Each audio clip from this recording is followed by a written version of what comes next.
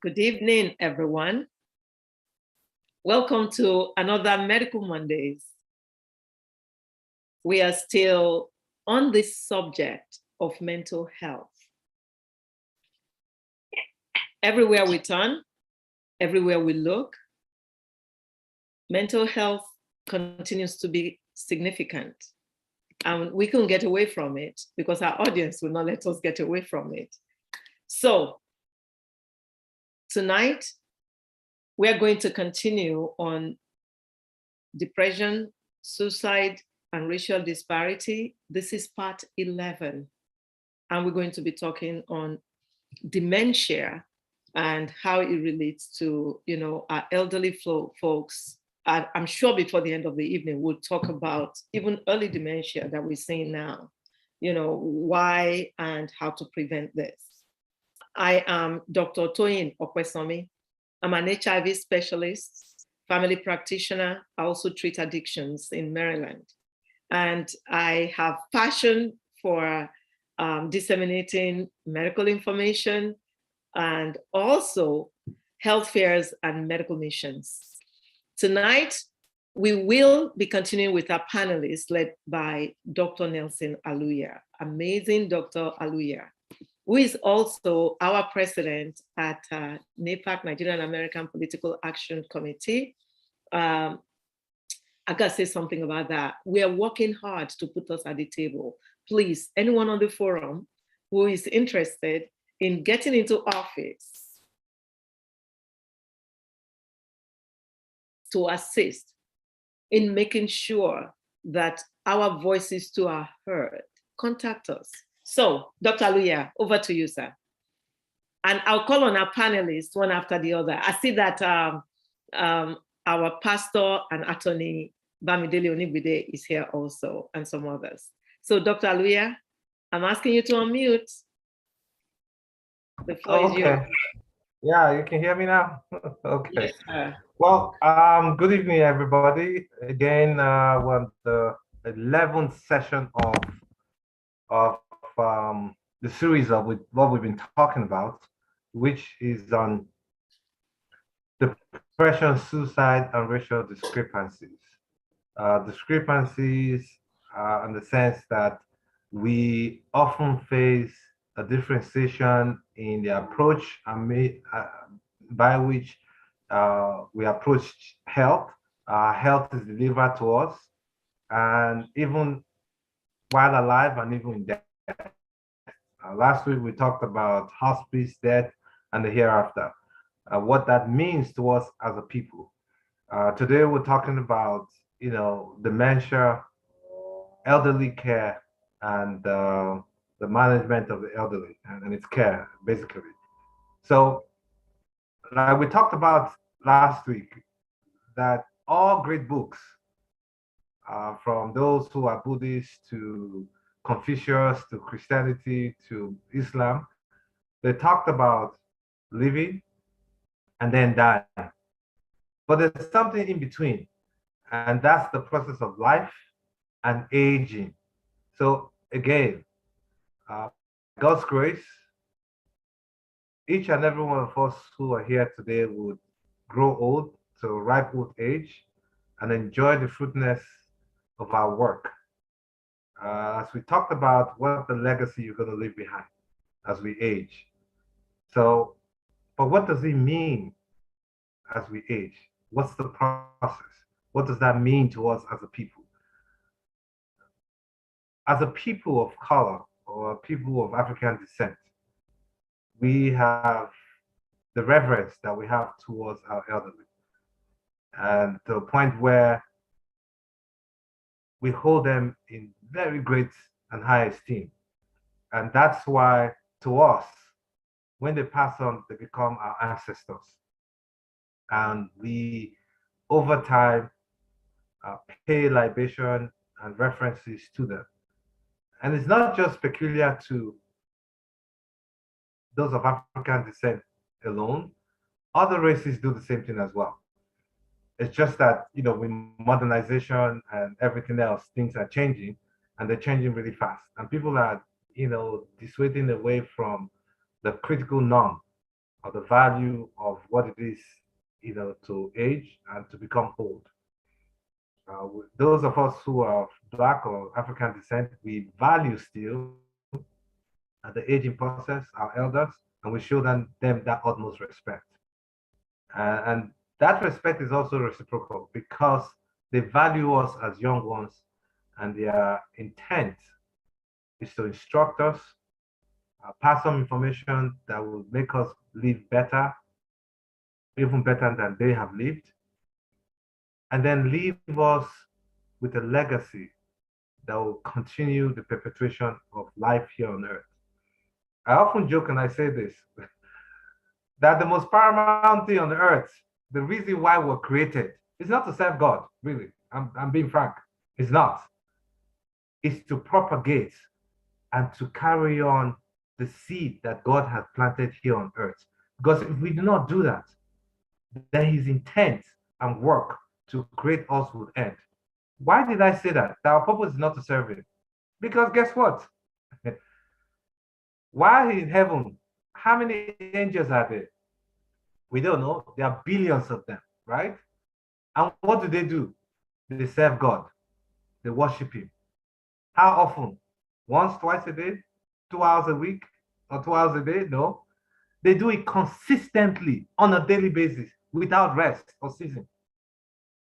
So he doesn't really need us to worship him. I'm being frank. We'll thank him, appreciate him that the work is done, but he really doesn't need us because he has billions of angels that are doing that. And that's what they do 24/7. We go to bed, we sleep, we go hang out and watch movie. We do so. What is it that we're talking about? But then again, I mentioned something last week. What I said, what is man that God is mindful of him, that he gave that value of humanity and spirituality to connect with him, and that is what our elders, as they mature and grow to become elders and even ancestors, are the things that live with us. As children, when you're born, you go through stages. From the day you come out crying, today you try to sit up, you learn to eat, soft, breast milk, and then you start learning soft food and hard food, and then begin to walk, begin to sit and crawl, and then stand and stagger and all that, and then you become a mature individual, male or female. But as men, your voice begins to break. Adam's apple begins to grow. Women begins to grow breastboards, and then you begin to develop hairs. But as you move on as well, those hair begin to turn gray. They begin to thin out. Those are aging processes. And those aging processes ideally do come with wisdom, because the value of the things you've seen and perceive and know that, yes, you've come of age, and you begin to learn to retire as well, as you give space and time for others who will take over henceforth. But the difference now is this, that society and changes and all the other things, and of course, the intrinsic convoluted mixture of what our society and the confusion that's taking place with technology, the ones we have and the ones we don't have, and the ones we understand, the ones we don't understand, is getting to a point where those concepts of what each and every one of our stages have, and that will impact knowledge to those coming behind us, is being lost. And that's why the respect even for the elderly is being lost as well. And unfortunately, even in the Black community, we're losing that as well. Where there's no longer respect for the elderly, there's no longer value for the life and the honor of the aging and the elderly. Where ideally, we're not given instruction anymore. Where you see an elderly person, if you're in the train, you get up for the elderly person to sit. You think it's your right. But then those are society ills and societal changes that are making all of this to happen. And of course, there are repercussions of those. The repercussions is lack of love, lack of empathy, lack of value for human life.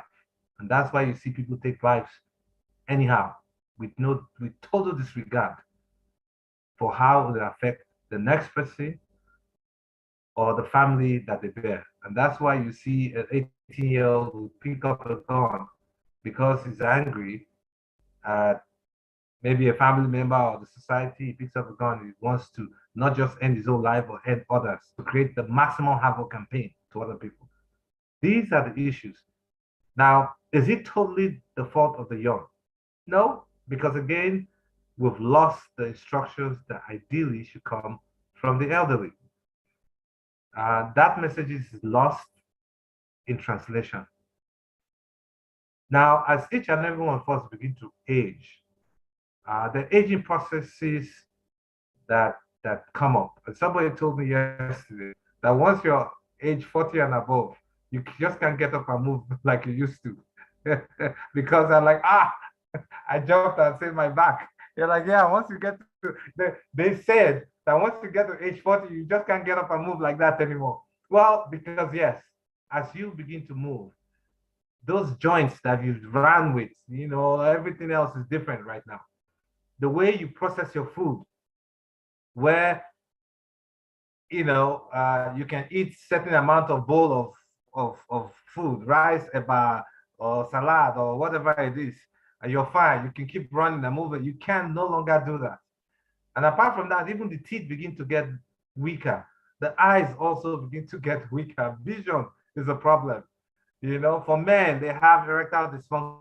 They can no longer, the virility of being a man is no longer there. And then that's one of the biggest fear that they have as well, because it begins to dawn on each and every one of us that we're not what we used to be. And that's what nature does to each and every one of us as we age. And as we age as well, high blood pressure comes up, diabetes begin to come up, high cholesterol and all that. And then you get to a point when the doctor will say, don't eat too much salt, don't eat too much meat, don't eat too much sugar. What else is there to eat? And that's why it's bewildering, especially for African leaders. I won't call them leaders, for African rulers, because they have no capacity to lead and they have no intention. So I call them rulers, they're not leaders. That they still steal the amount of money that they steal when they can no longer eat sugar, eat salt, or even eat meat. It's bewildering. And because of those behavior, and that's why you see a whole lot of societal dismantlement. And of course, the devil is at work, doing his bit to cause havoc and pain maximally to everybody.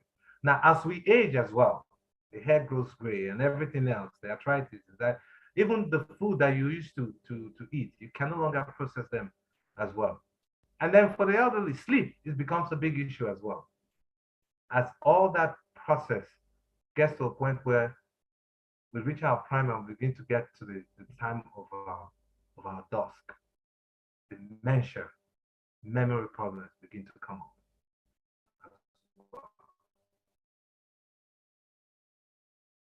Now,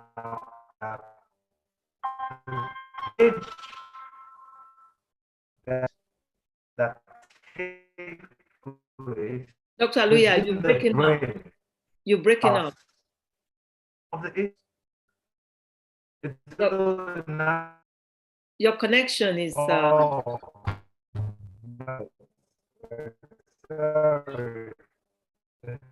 You're still breaking up. Can you hear me? Right. Okay. So can you hear me? Yes, now we can. I can hear you. Yes. Can you hear me better now? There's a phone call that came. Right. So there's a phone call that came. So as all that, the aging process, as we move towards our dusk, begin to take place. It's a recognition of the futility of who we are as man. And our time here is spent. Like the Bible says, 70. And by issue of strength, more. So 70, a score is 20. So 3 times 20 is 60 plus 10, that's 70. So maximum we get here is 70 years. But by issue of strength, you get more. Now, the process of dementia, which is a chronic or persistent dysfunction in the brain, out of age or insult or injury or disease to the brain that result in memory losses as well as personality changes is what causes dementia. Now, dementia is a big, broad word for loss of memory of what I just described. And of course, the mental implications as well. Now, that, like I said, either from disease, from insult or injury or anything else that happened through the course of your lifetime. But if you never had any of those insults, never disease or anything else, and you didn't smoke, you didn't drink excessively or whatever, even as we age, it becomes a problem. And that's why often enough was described as Alzheimer's disease. Now, before we go on to talking about Alzheimer's disease, which almost everybody eventually will get in different variety of variations, the word dementia, like I have described, means a whole lot of things. Now, it can happen all through, either from birth, where you're being born, from obstructed, what do you call it, a birth canal, or some injury during your birth. And that insult may be quick. If it's quick and you see it early in children, that's what they call cerebral palsy or anything else. It could be metabolic, even while they were still in utero. And that's why some of these kids are born and they have problems with mental retardation or intellectual insufficiency, as they, basically, what the politically corrected call it now. Now, all through your life, from either from motor vehicle accident, you can have an insult, or from high blood pressure, or from a disease like a virus as well. Especially viruses, we just went through one of the biggest one in a century, COVID, where we saw that even from the tongue, from taste, that it affects the nerves. Remember, the brain, I think I think, was it 400-500, depending on what grams of the brain is in an enclosed section of the brain, of the head.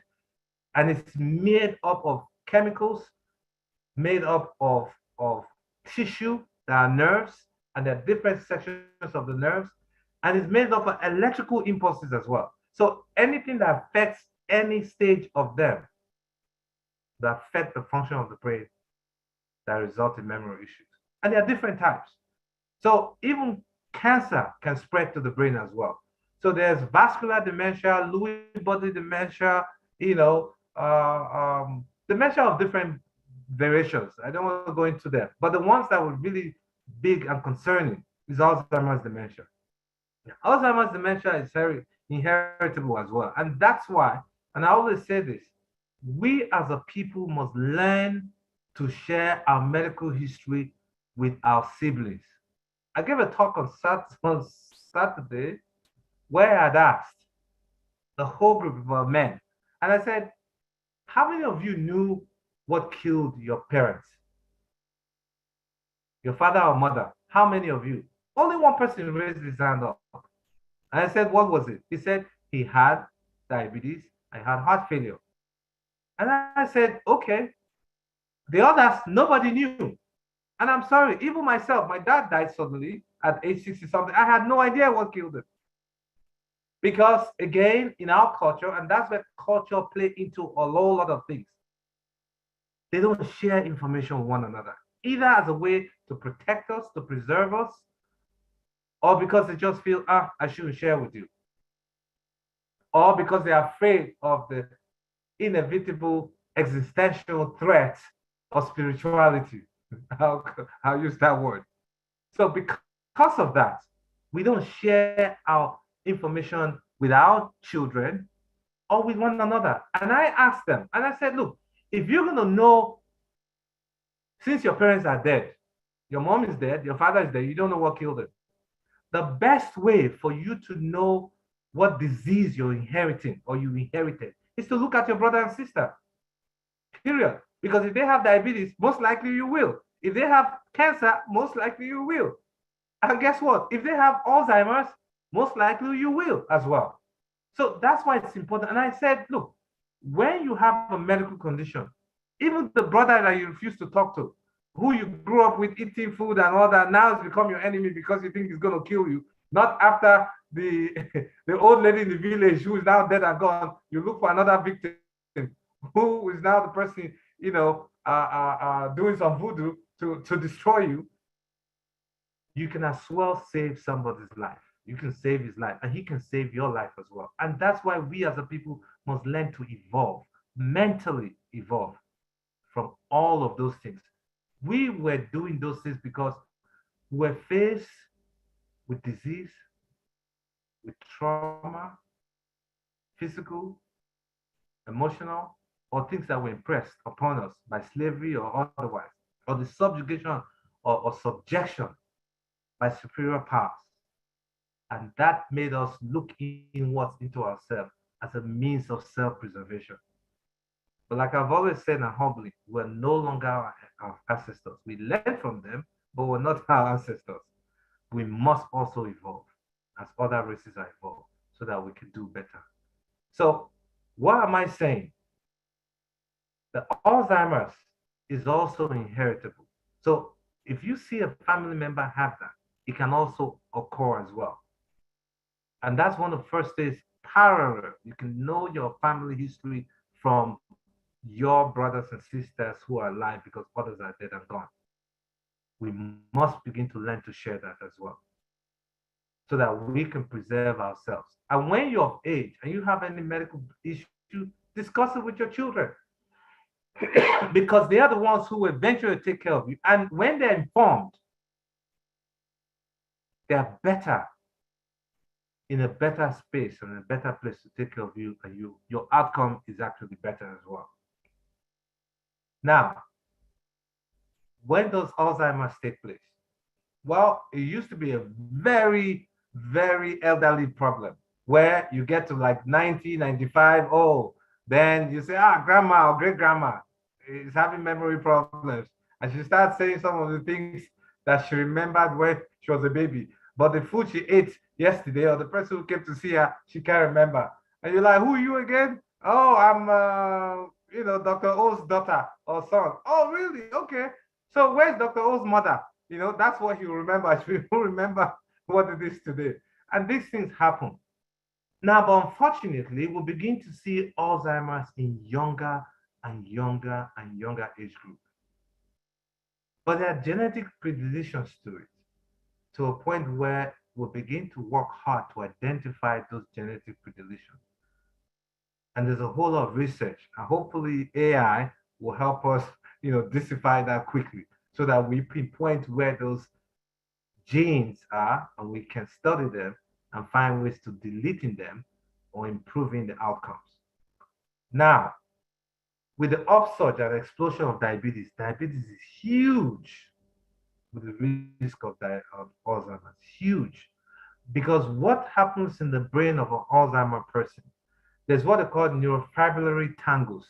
They're proteins that attach to the nerves, and they're attached to them, they destroy the nerves. And if you have the brain is like, if you take one nerve, it's like a cable, and that's insulation that surrounds the wire. If it's broken, transmission does not go through.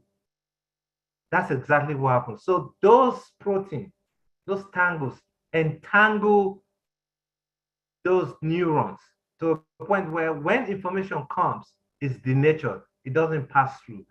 And as they accumulate over time, it gets worse. And that's why when somebody has memory issues and the memory issue is getting worse, some of the first things you do early, of course, you take a good history, family history and all that, because it helps you come to a better description and a definition one.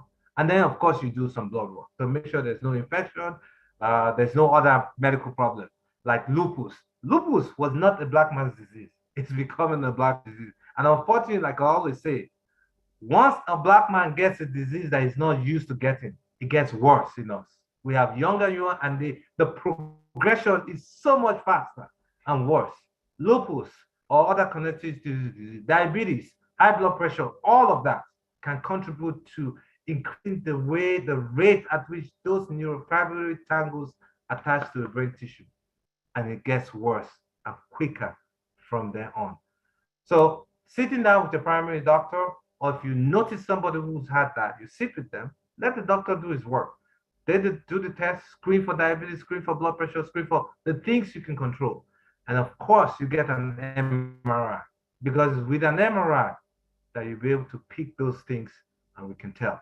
Now we're looking towards a place where we can actually predict those things early enough from our blood tests, from what they call them biomarkers, sort of like we have some biomarkers that can predict cancer or if early cancer tissues are coming up. So we do all of those things.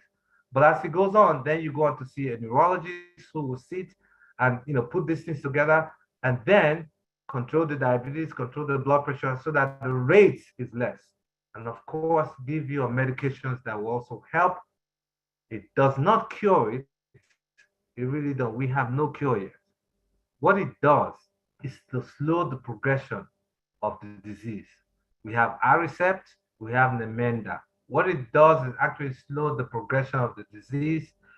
In some people, it works and does well. In some people, it doesn't. As the progression gets worse, like I said earlier on, the personality changes, where they develop, they are no longer who they are. Sometimes you don't recognize your mother anymore and they get agitation because one of the early things that they get angry because they try to remember something they can't. All of a sudden, you're telling him or her what to do. And they feel they're losing their strength, they're losing their power. They forget things. It becomes a problem. Now, under normal circumstances, I forget stuff too. When my body will work and all that. It doesn't really have Alzheimer's, you're bound to forget. There's too much information overload. And then you try to process things, in a world where we need machines to help us. But it doesn't mean you have dementia or but just temporary, laxity. Now, dementia becomes a big problem where, one, there are profound, intrinsic things that peculiar to you that you begin to lose value or grasp of. For instance, you see your daughter, you don't recognize your daughter anymore. That's huge. Or you're in a house and you open the door, you try to go to the kitchen and you end up going to the bathroom. Or you don't even know what the bathroom looks like. You go, you don't like, where am I? What is this? I don't know what it is. Those have become profound issues. Or you drive out and you don't even remember why you're driving out or where your home is, or you don't know the direction of the home. You don't know a whole lot of things. These are personality changes that take place that are really very profound. And once that begins to happen, and that's where you begin to, sit down and say, you know what, it's time we talk about this and begin to address this. However, how do you begin to reduce the risk of dementia? That's big, or Alzheimer's. One, if you have high blood pressure, control it. Diabetes, control it. Cholesterol, control it. But one of the most profound things that will help reduce your risk of developing or progressing to dementia is exercise, period. That has been proven over and over and over again. And that's why, especially for us as Black people, they say we have brown muscles and others have white muscles. Our brown muscles are really unique, but they're unique to us. And that's why they're shorter and thicker. And that's why Black people can run really fast. Look at the fastest people on earth, they're usually Black anyway. But when it comes to sense rates, it's a different story. That's why we as Black people, we need to move. Because when you move, a whole lot of things happen. The blood vessels are bigger and stronger and firmer. And those tangles that attach to those areas, once you push them, once you exercise, new blood flow coming, or new blood, oxygenated blood and all that, with all the good nutrients to flow, and all the bad ones that were sitting down there and waiting to attach to, they have no choice, they have to move. If new come, the old goes away, natural. That's why it's important we have to move, period. So moving and exercising is profound. Now, one of the things that actually really help as well is reading and reading extensively. Because what it does is to help you circumvent the areas of memory lapses. And that's why those who are highly educated, when they get Alzheimer's, it's very difficult to know on time because they have what they call confabulation. So instead of saying it's very important, the word it is very important, they forget. What do? They say it's expedient. See, they're using big hours. All of a sudden, if you see grandpa using those big highfalutin words, grandma is forgetting a few things, especially for those who are highly educated, But in the process of it all, as it is, back home, we have how do we care for them? That's the time when you have to get close to them, understand their values, know what they want. That's when you develop even bigger patience for them. Patience, the same type that they had for you when you were a child, when you were pooping on in public. And they have to take care of you. They have to feed you. They have to take you, go sit with you in the hospital. That's the kind of patience you have to learn to deal with them because things are changing and they're no longer who they are. And that patience will help you understand where they are and how best to manage them. And of course, that's when you begin to tally a few lot of things down and ensuring that if you've never been with them to the doctor, it's time to have to get to them with the doctor and begin to count the progression of the disease and how best and how to learn to label things and give them things that will stimulate their brain as well. And of course, as it begins to end towards where they can no longer function. Because one of the things that actually happens, they even forget how to eat. So one of the meds I've used for those who forget is risperidone. It actually does improve their appetite as well as other medication you can use and also help realign the cognitive agitation that they tend to have as well. But you have to do it slowly and small so that they can understand. These are discussions we have to sit with your primary care physician or her primary care physician, and you come up with a plan how best to handle them, how to treat them. Now, for those of us who are here, and we have our parents here, well, those are the things we could do. If you need help, seek help. So because we work and they're home, this is the time you can also request for FMLA to a point where, because you have to go to the doctor's office with them often. They may be admitted multiple times and you can't be taking time off work. The government came to realize this and they say, you know what, family leave time is acceptable, where they can give you time within 2 to 3 times a month for 2 to 3 days at the interval, where you have to take your grandma or grandpa to the hospital. If they're in admission, you have to be there with them.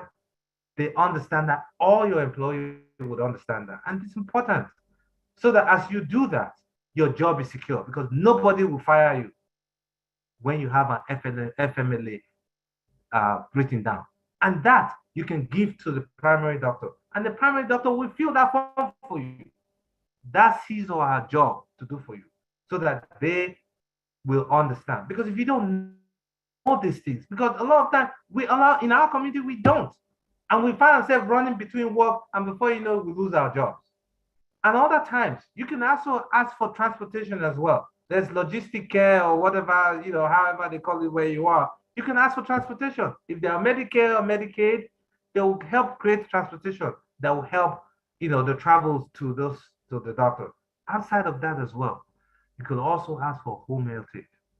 So that when the disease is advanced and that individual cannot stay by him or herself, there's somebody who sits with them at home. And preferably, you can get somebody from your country. There's always a CNA from everywhere. You can get somebody from your country who speaks the language as well, who would understand, and he or she can, interact in the native language with them. You'll be shocked. They may even forget how to speak English. I saw one, and this was young. She was a professor of English. She totally forgot how to speak English and started speaking Bengali. She's from Bangladesh. And that's all she spoke. The husband is a medical doctor. He was shocked. He's like, I can't believe My wife is a professor of English and she can't speak no English anymore. And that's what Alzheimer's can do with personality changes. So that towards the end, when the end is approaching, you can get help. Home health aid, they will help you. And of course, begin to sit with your siblings on how best to care for them as they get really old. And if you can no longer, if you have enough, God bless you if you have girls, you know they're the ones who take care, forget the boys. Boys or something, but that's a different story. That's why you sit with the family and have a family discussion on how to plan towards it. And if you can no longer handle it and become an issue where she's now bedridden and it's her home, what you don't want is grandma is in bed because, like I said, they forget to eat. And before you knew it, you see grandma and grandpa begin to depreciate right in front of you. And if they're in bed, consistently, bed sores will happen and all that. No, you don't want to see that. That's not the last impression you want to have of your parents as they move on and transition. In that case, you could look for a great nursing home and put them in the nursing home where they'll be taken care of, the medications are given to them, and everything else. And then, of course, prepare towards the end. Now, on the average, from one set of dementia, studied at the average, from one set of dementia to the end time of death is about 8 years. So understanding that these things can happen like this, it helps you prepare and get yourself ready. Like we always say, information is power. And once you have that power, it can change your life and those around you. Thank you and God bless. Thank you so much. Wow.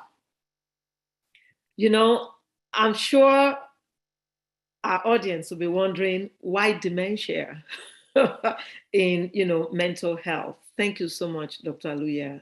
I praise God for you, for your wisdom, for your knowledge, and the, willingness to just easily share and impart. Thank you so much.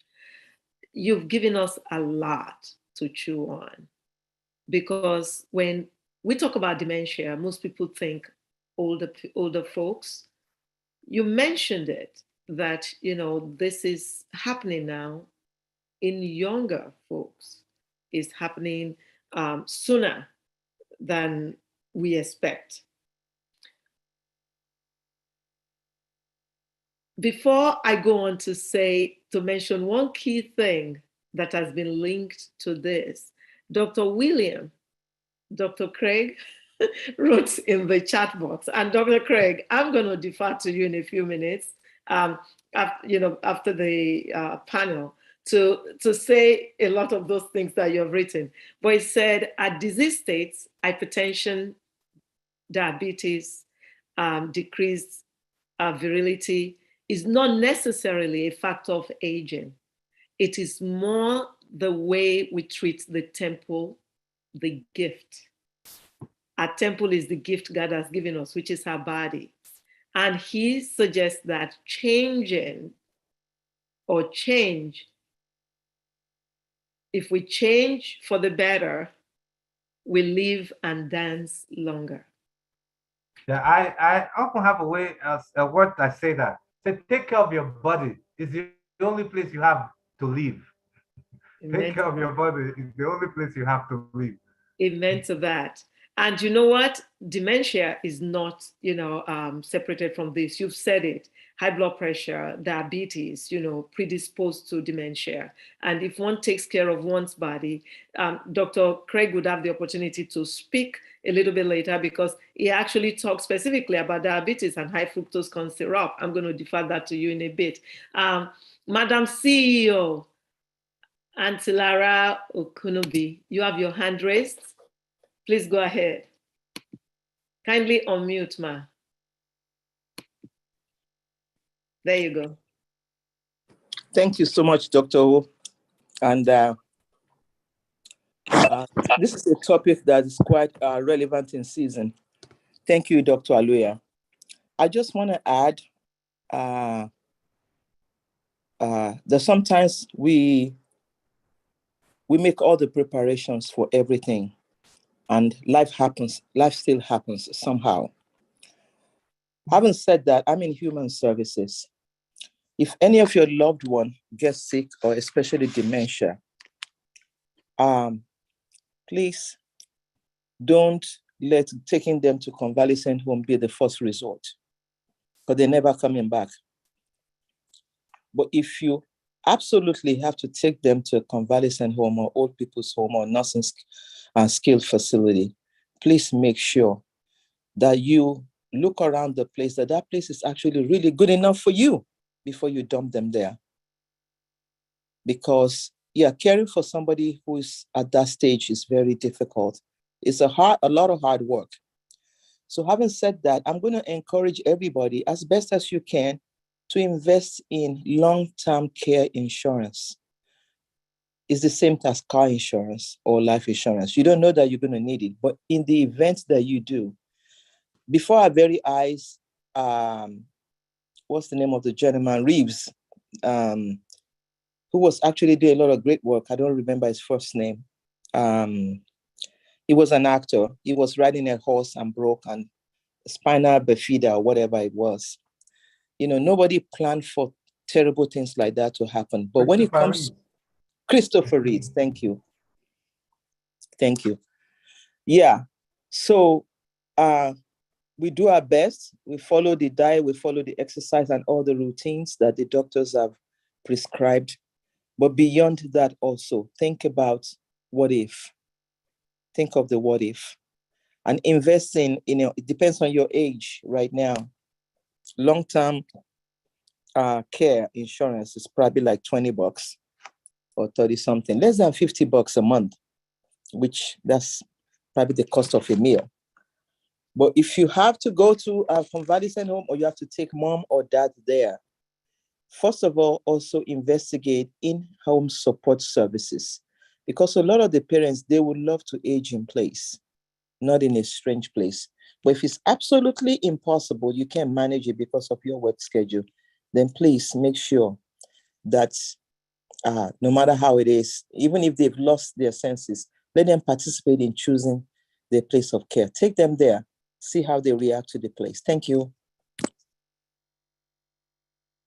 Thank you so much. This is real.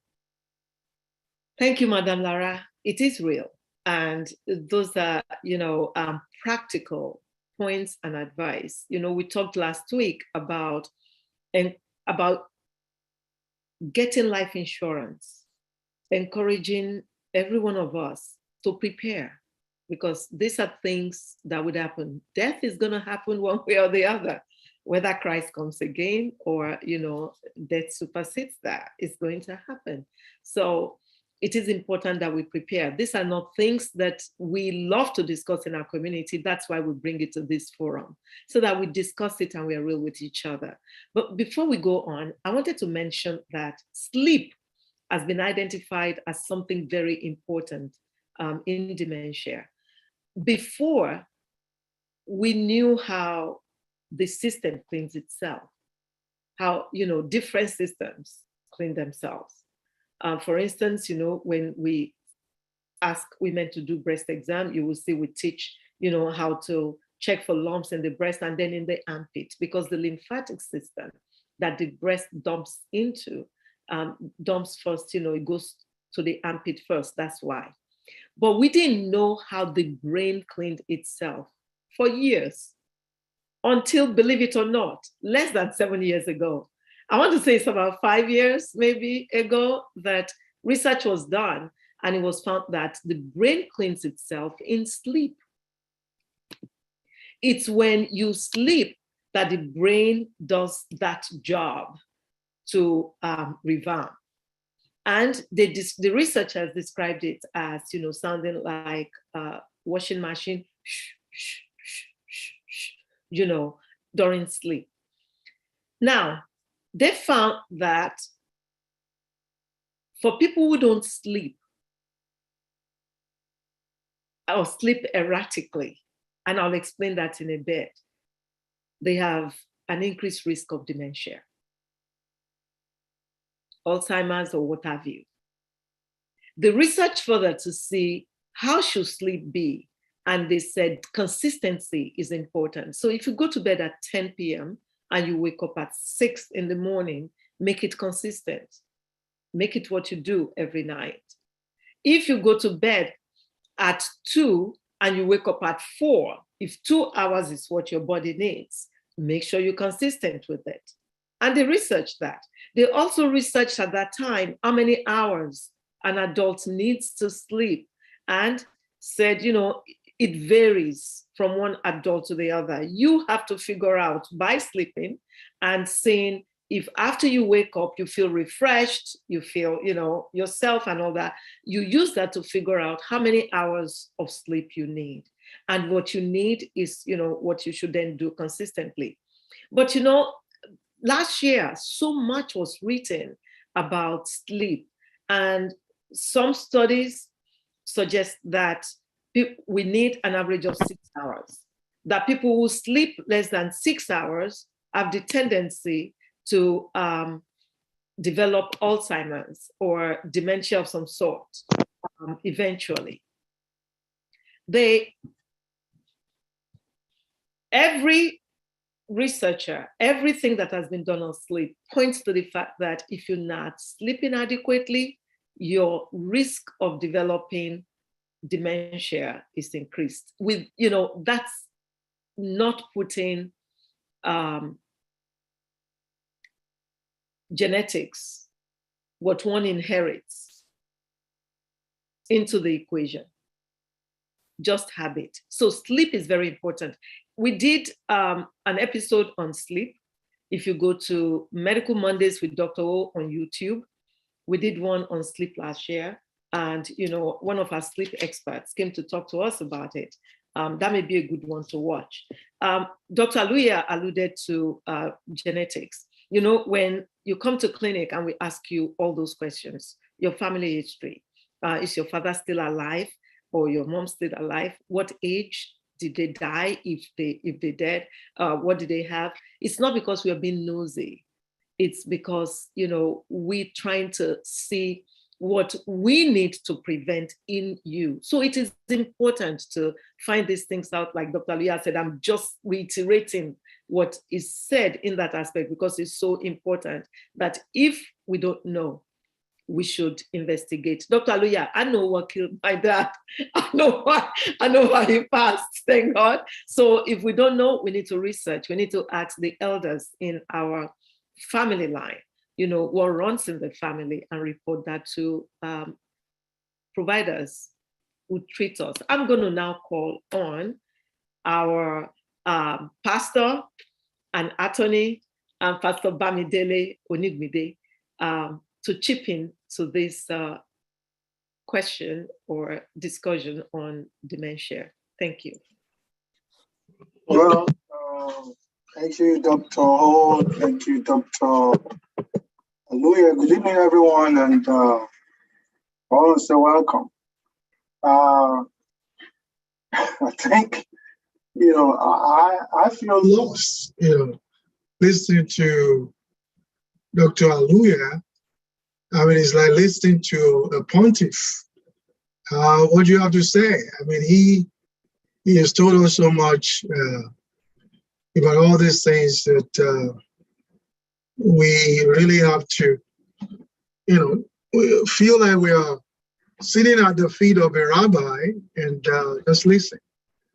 But I think that is the reason why this platform is set. Just makes me to remember what Paulo Freire said. It says, whoever teaches learns in the act of teaching, and whoever learns teaches in the act of learning.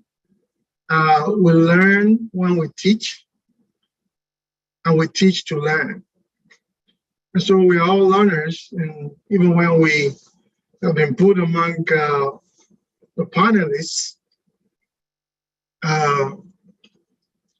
I believe everyone here has something they brought to the table. But on this subject of dementia, we really need to understand that the little that I want to say about dementia is that dementia is one of the diseases that is part of the reality of our humanity.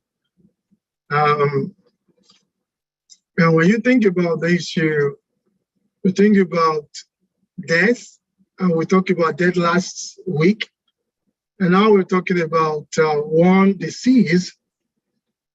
The way it's been described by Dr. Aluya, and I believe that Dr. O and everybody else who, because of their training, know firsthand how this disease manifests. All that we can say is that when we think about diseases and we think about death, in my words, I will regard diseases as the handmaid of death.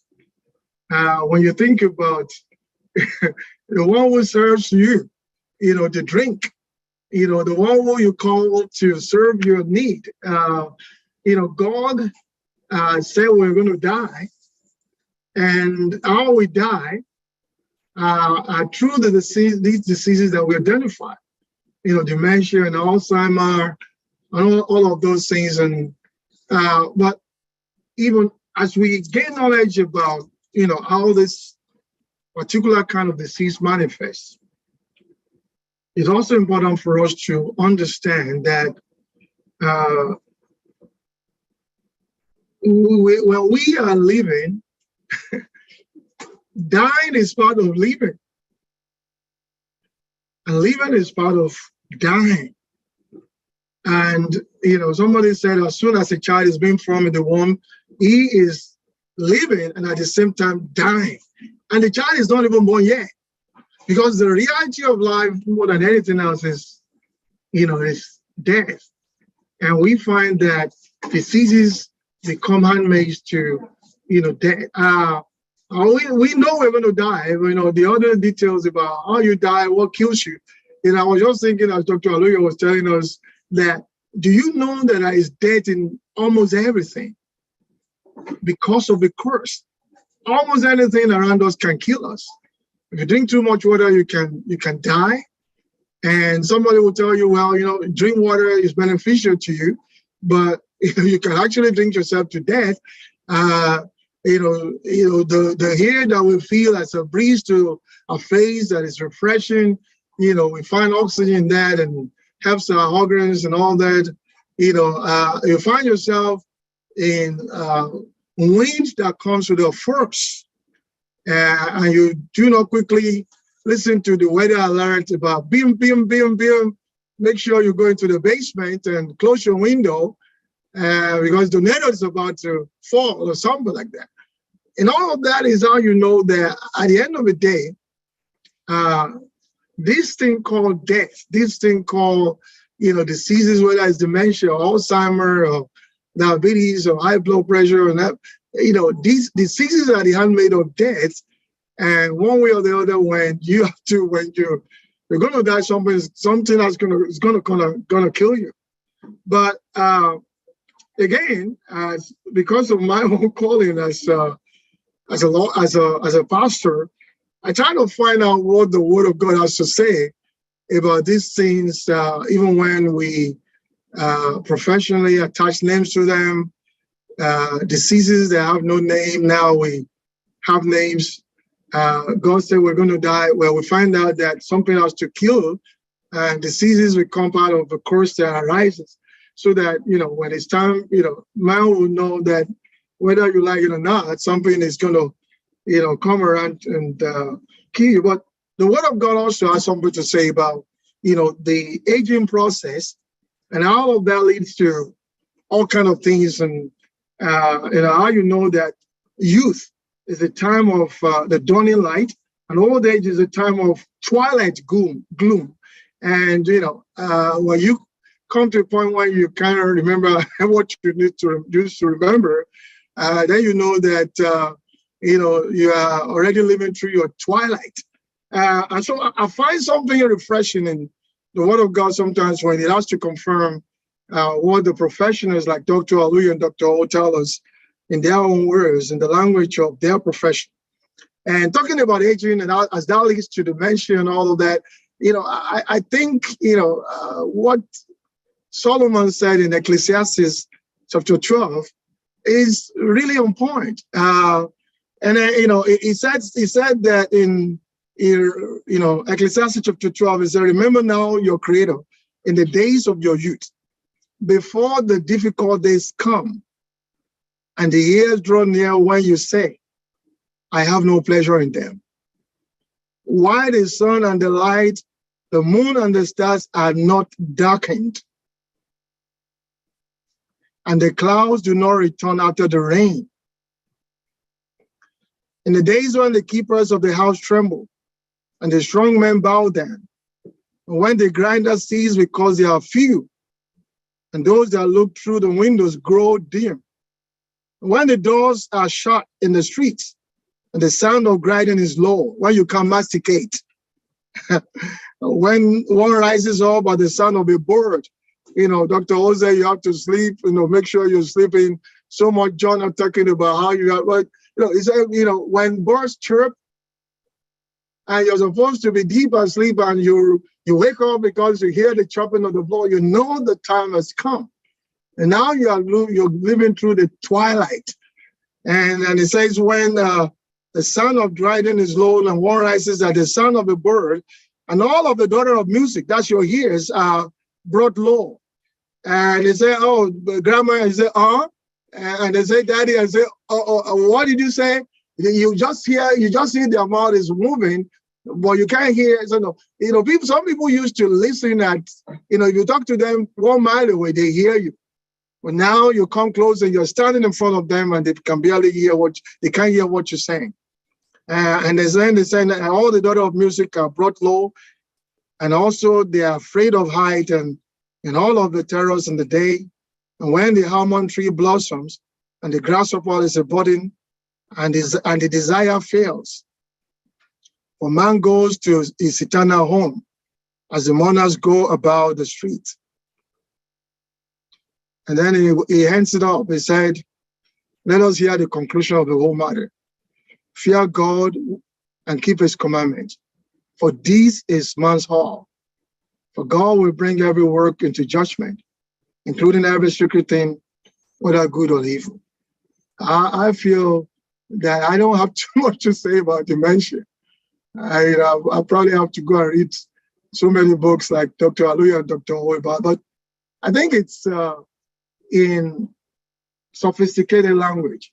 We're basically confirming the realities of our humanity. And, you know, like I said last week, we need to hold it to the sovereignty of God, this thing that we call life. And we need to understand that we're also humanly responsible. And when all of that, you know, become parallel pillars of, our existence, we have to know that they are true and they are real. And we have to, appreciate the gift of life and know that for as long as we have breath, for as long as we live through the days that God has given us, we need to appreciate the gift and be responsible for it. Thank you so much. Thank you. Thank you very much. Thanks, Pastor. We appreciate that perspective. Much appreciated. The reading, though, Dr. Aluya was alerting us to one of the preventive tools for dementia. Reading is one of them. Another, puzzles is another. When people do puzzles, that's a good one to help to keep that the memory going. So I'm going to call on Pastor Dr. Mrs. Fawole. Kindly unmute. That's our new doctor on the block. Please appreciate her, please. I want to see those clapping. Thank you so much. Thank you, Dr. O. Welcome. Thank you, everyone. Daddy Onigbinde, thank you for the insight in the Word of God. And I thank God that today we're talking about this. These are issues that all of us are learning from, including myself. And listening to Dr. Aluya and everybody else. I just want to, I guess the little contribution I want to add tonight is that, first of all, I want us to remember the Bible says that getting old age is a blessing, if I can put it that way. Old age is a blessing. And a lot of things comes with it. I remember my mom, when she's praying for me, she'll say, I mean, for us, she said, because it is the longevity of our lives that we actually have the blessing of life. So I try to paraphrase her prayer. And one day I actually asked her, why do you always say that? And it's like, yeah, it is when you live long that you actually enjoy the fruit of your labor. And it makes sense when we actually think about it. So as we're talking about all these, everything that comes with old age, I want us to also remember that it is a blessing. And maybe some things we can do, as some of us have mentioned, we've talked about maintaining our health lifestyle ourselves. Those are the things we can control. Some things we cannot control, but the part that we can control, we can take care of it. The part that I want to add to what everybody have talked about is actually for us to get educated. To get educated about our own family lines, to know what is it that we're prone to, so that we can change the storyline for ourselves and for our generations to come. I remember, I think I listened to a webinar a while ago, and it was talking about how women, for us women, that we are actually at greater risk for dementia and all that. Yes, we do not pray for these things, we do not claim these things, but these are things that people came up with through research and things that have been happening. And I mean, they rightly say so. They have a lot of reason for it, for them to say that. Women, we tend to be the caregiver, when it happens. And because of that, sometimes we don't have enough money because you have to stop your career. Some of us have to do that, or you have to limit the time that you work. Thereby, you're unable to maybe afford the insurance as much as you supposed to, and all that. So, but as I was saying, if we are educated, if we educate ourselves, just like we're doing tonight, then we will be able to make intelligent choices that will fit our life, our family lines, and then we can educate our own children and children's children about, okay, these are the things that are happened. If I come from a line where my father had high blood pressure, maybe my grandfather or my grandmother had it was undetected, because at that time, we don't have enough resources, or maybe, they just don't have enough money to go to the doctor. But this is not what we know. So my mom had high blood pressure. Now I also have high blood pressure. So my son, I want you to remember that and make some better choices so it does not become a generational disease. So things like that is what I mean when I said we should also educate ourselves, so that at least we can control what is it that we are able to control. Another thing that I want to talk about in our community is actually the loneliness, or maybe depression. It's something that maybe we might think it's not common in our community, but we know in Black community generally is really very rampant. And loneliness, research is saying, is even is one of the top line killers in our generation. So, and depression. And I know for us, African community, we tend to work 48 hours in one day. We tend to really do all this, all kinds of stuff that we don't have time for ourselves. We don't have time, like Dr. O was talking about, sleep, we should have enough sleep and so on and so forth.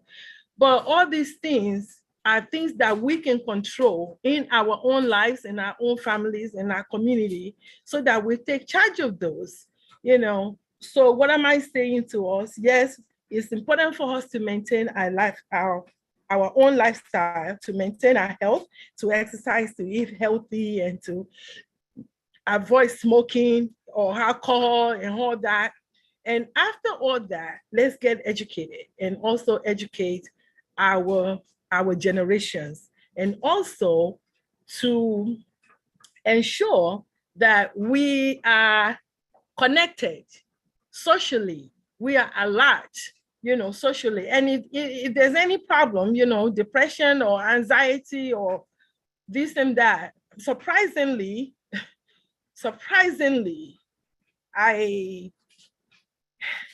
a lot of our kids, our Nigerian children, I have to say, in college, dealing with depression is something like I cannot even imagine it. Like, what?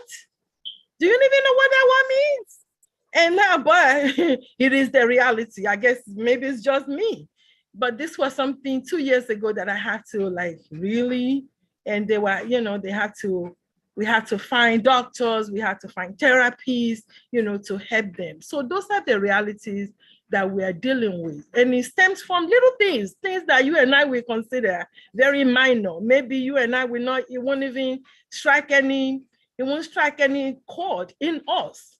But our children, they experiencing this in a different way, that it is important for us, just like Dr. Aluya is saying, it's not just for adults, it's not just for elderly, but just, I guess, wholly, we look at this wholly. I pray that God will help us so that we'll be able to make the necessary steps that is needed for us individually and even as a community. So I pray that Almighty God will make our old age is a blessing, is a promise to us, because Psalm 91 says, with long life, I will satisfy you. And we all claim that. And we have that, we can claim it with expectation that, yes, long life, we're going to have it, and it will be in joy. It doesn't have to be in pain. And we can control what we can control. And the one that we cannot control, we leave it to the Holy Spirit to help us with. So I pray, just that God has said, I will be with you, we can trust him. He will be with us in every situation. He will never leave us. So that's my little contribution tonight. Amen. Thank you so much. That again was deep. Sister Tinu, Sister Hatoni on the forum, Sister Tinu Akinshola interpreted or translated your mom's saying, longevity pacifies us. Thank you. So I wanted to say that. And there's a question on the forum by one of our daughters who is concerned about how to broach this in our communities. Christina wrote, how can we help people breach this topic with their family members? She says she has run into many patients and people who are resistant to reveal their family history until their child becomes their caregiver. And, Christina, that's why we're having this forum.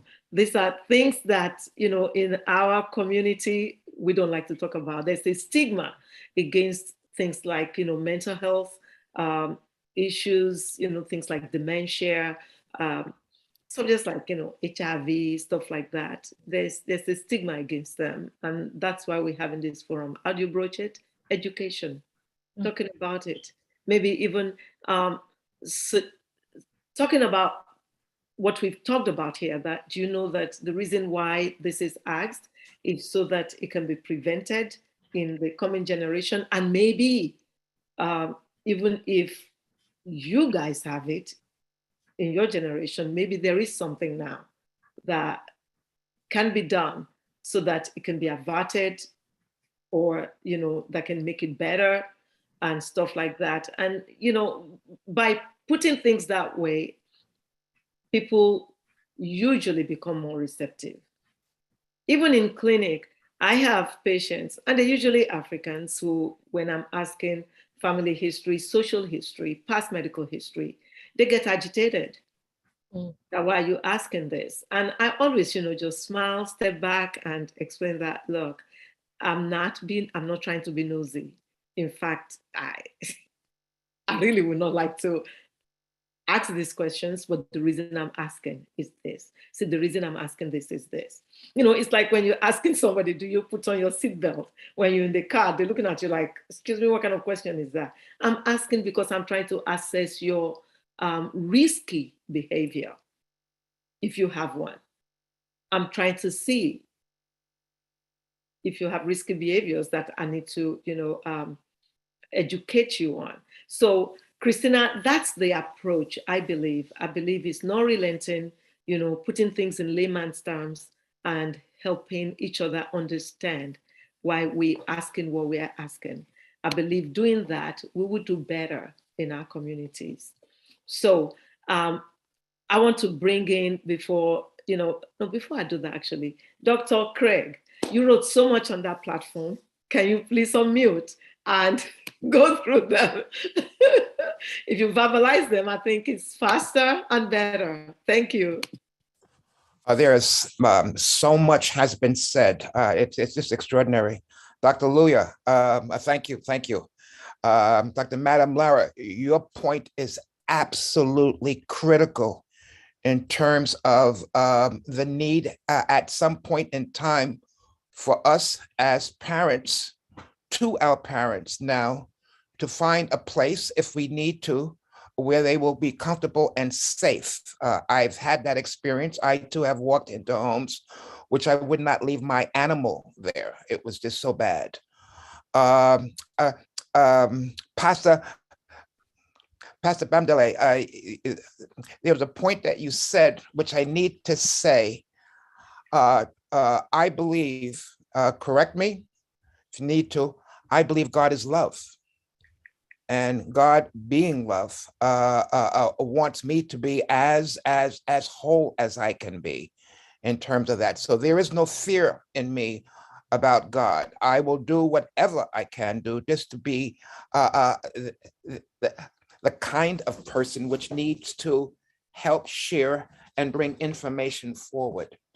Dr. Aluya, so many points that you brought, that you came forward with. Disease, some of our diseases are, yes, as you've said, are at birth, and I call them errors of metabolism. Inborn errors of metabolism, and that happens. Sometimes it necessitates those who are there at that time to change, maybe to do a 180-degree circle in terms of taking care of those people, because that error is there. It came from somewhere. We might not know where it came from. Our challenge, of course, as clinicians, is to find out what created that, of course. And I think that's a very real process, and we're moving forward with that. As we both know, things are occurring. There was an incident where I had a newborn baby, and the baby was failure to thrive. We could not find out what was going on until a nurse, who was very open, walked into the child's room and smelled something sweet in the air.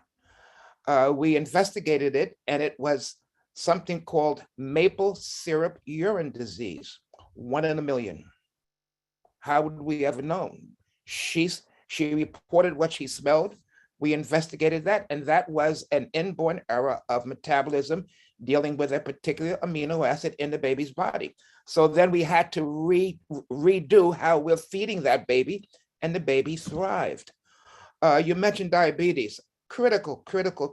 I was seeing young adults between the ages of 13 and 20 with type 2. I should never see that. at all. That is a social problem at this point, because that child was eating something which created that item. And all we could do is educate, and train. And that becomes absolutely critical to me, that we need to keep talking. I do not believe, of course, that there is I'll say inevitability that that we're going to drop at some point in time or die, use the word die.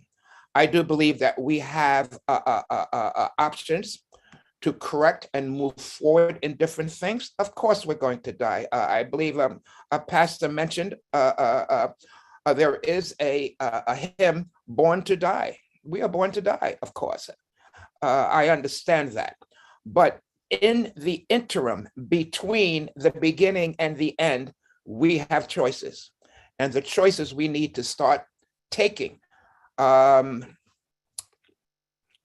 It's just important for us to learn that the items that we are now subjecting our body to can help us or hurt us. Dr. You mentioned various lymphatic systems in terms of our bodies, in terms of our armpits. We have learned and realized that the deodorant, which we have been using for the last 55 years, has been toxic because of something that women primarily do. Men are now doing it as well. We shave our underarms, but we shave them and then we put something on which literally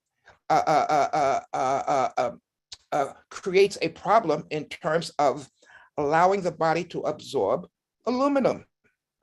Why are we shaving and then putting something on which is toxifying our systems? And we find that there is a significant increase in breast cancer. And we've traced it to the deodorant with the aluminum in it, which then travels into the chest area. So it's knowledge becomes something we've got to learn and pass forward to those of us, young and old, of how we can survive what we are encountering in this living. And it is extraordinary because there's so much that we need to learn at this point. Dementia, are there degrees of dementia? I believe there are. You know, some of us might see it very early in life, some might see it later in life. I believe that's nutritional. And now we have various items which are, and tests, which are allowing us to determine what's happening in the brain in terms of what has impacted it in a negative way.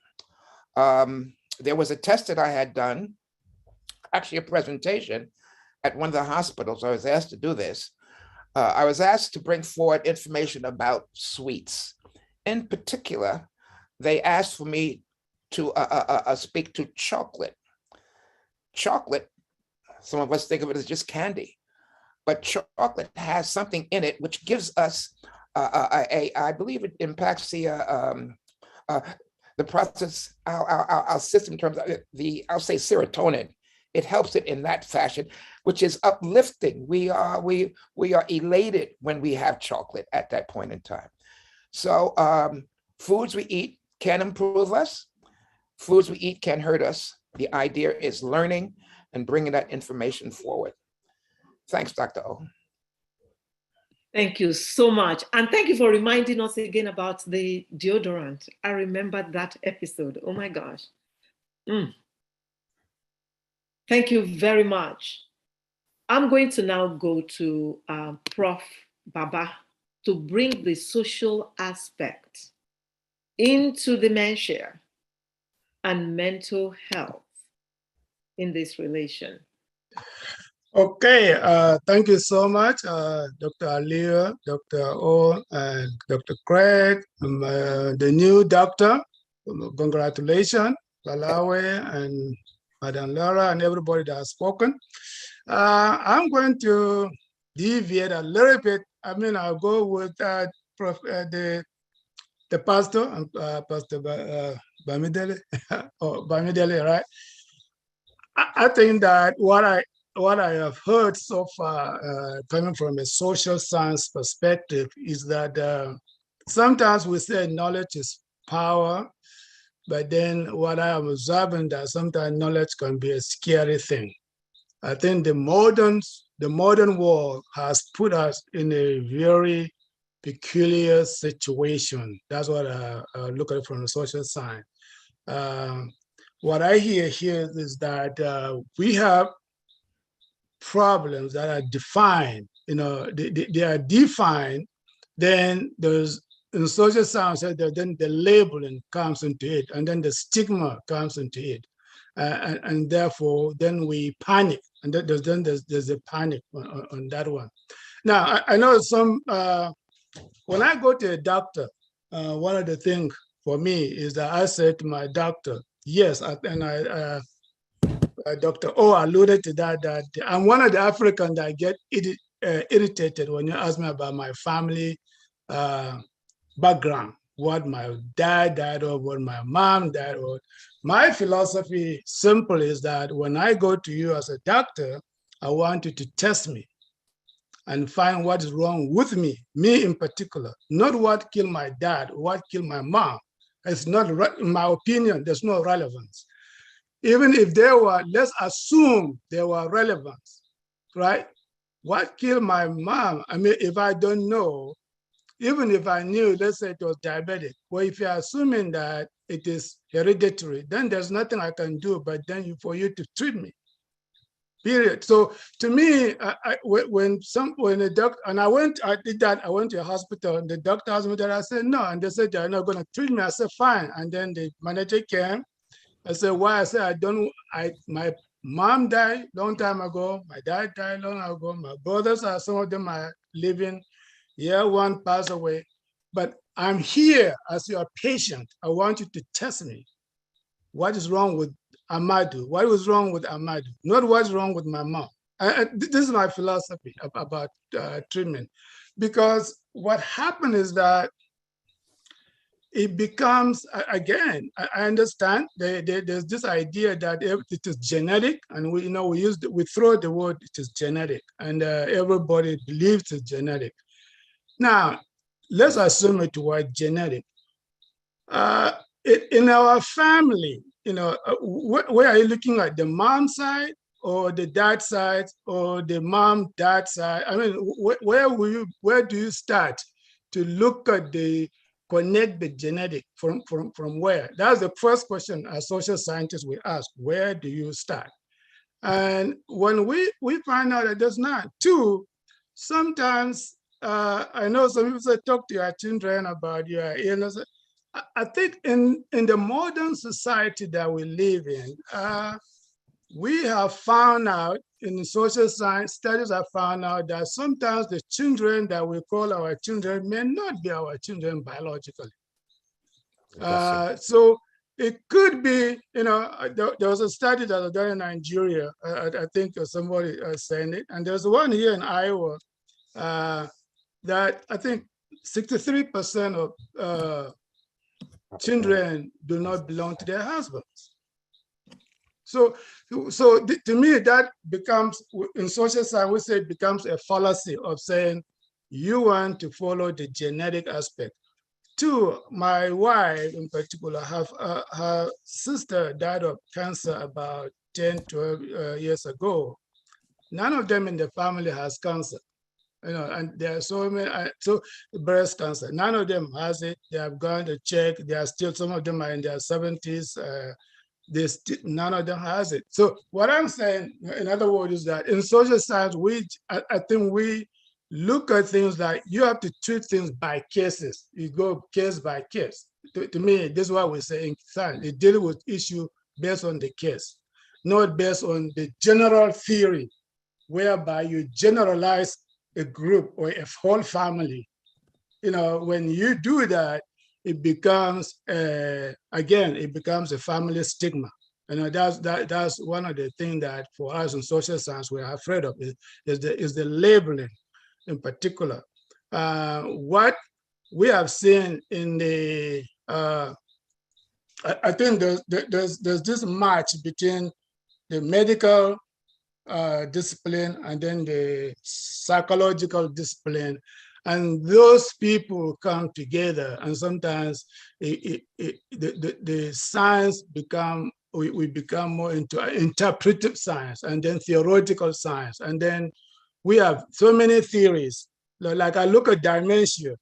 The dementia has, according to the literature that I read so far, is that there the biological component, and then there's a social component. The biological component said there's a neurodegenerative disease, and then the social component or psychological component said it's kind of a depression or stress. Okay, so there's a stress issue. There's a so now if I come to you, how are you going to determine which one, which cause are you going to treat? You know, so to determine that, you must test me. If it tests and find out that there's a neurodegeneration, then you treat that, which will be a medical treatment. But if it comes to say it is a stress, then I have to know what is causing the stress, which is a social treatment. So we have to be very, we have to try to separate those things when we want to have the correct, what we call the correct treatment. We have to separate whether we are dealing with the biological issue, or we are dealing with the social psychological issue. And those are the things. So I think when I listen to the conversation, and I like that one thing with the modern society is that we don't want to live in the reality that we get old and die.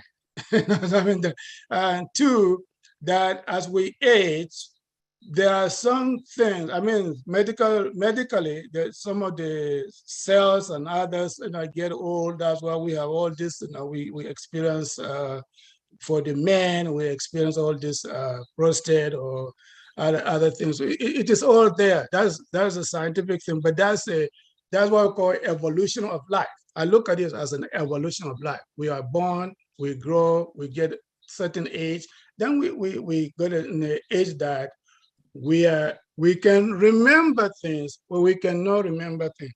But sometimes some of our social science studies find that people, when we live in a society, especially in the modern capitalist society, when you have children don't want to deal with their parents, the first thing they want to find out whether the parents is sick or whether he has this issue is a way to push them away. And then you have a psychologist or a psychiatrist and can say, yeah, he has a dementia and he can remember, so take him somewhere.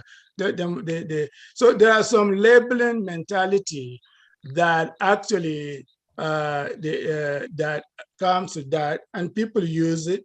People can use that because everything is a theory. There's no, most of the times, unless a test. If I go to you, you test me for HIV, and if whether you find a HIV or you don't find HIV, that is scientific thing.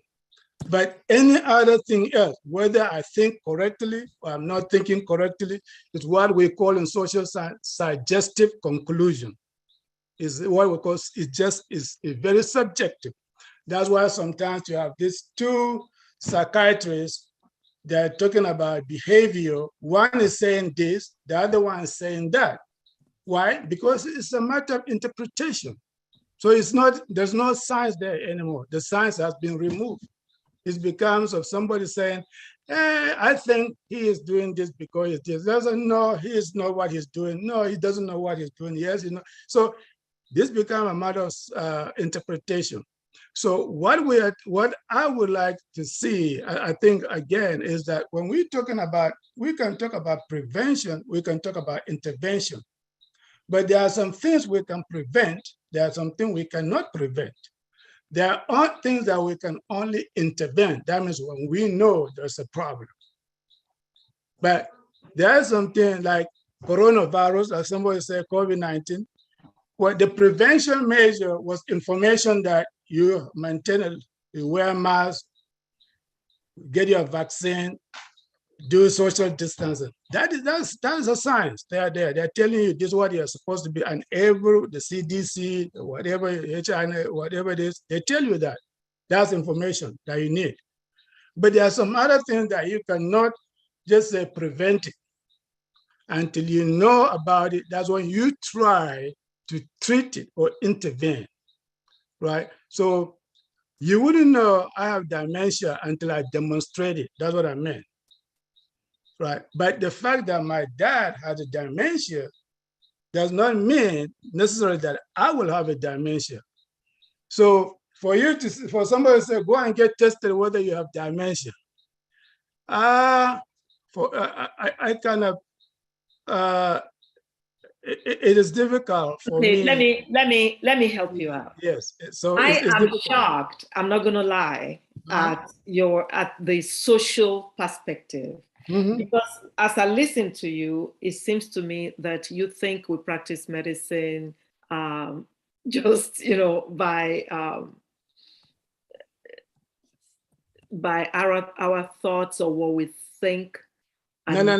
Medicine is different. What I'm saying, the science, the social behavioral aspect of this is different from the disease aspect of things. Yes. Okay. What I heard and what I want to readdress is, for instance, when you said something about when you're asking about family history, you're asking about all this slew of history. It has nothing to do with me.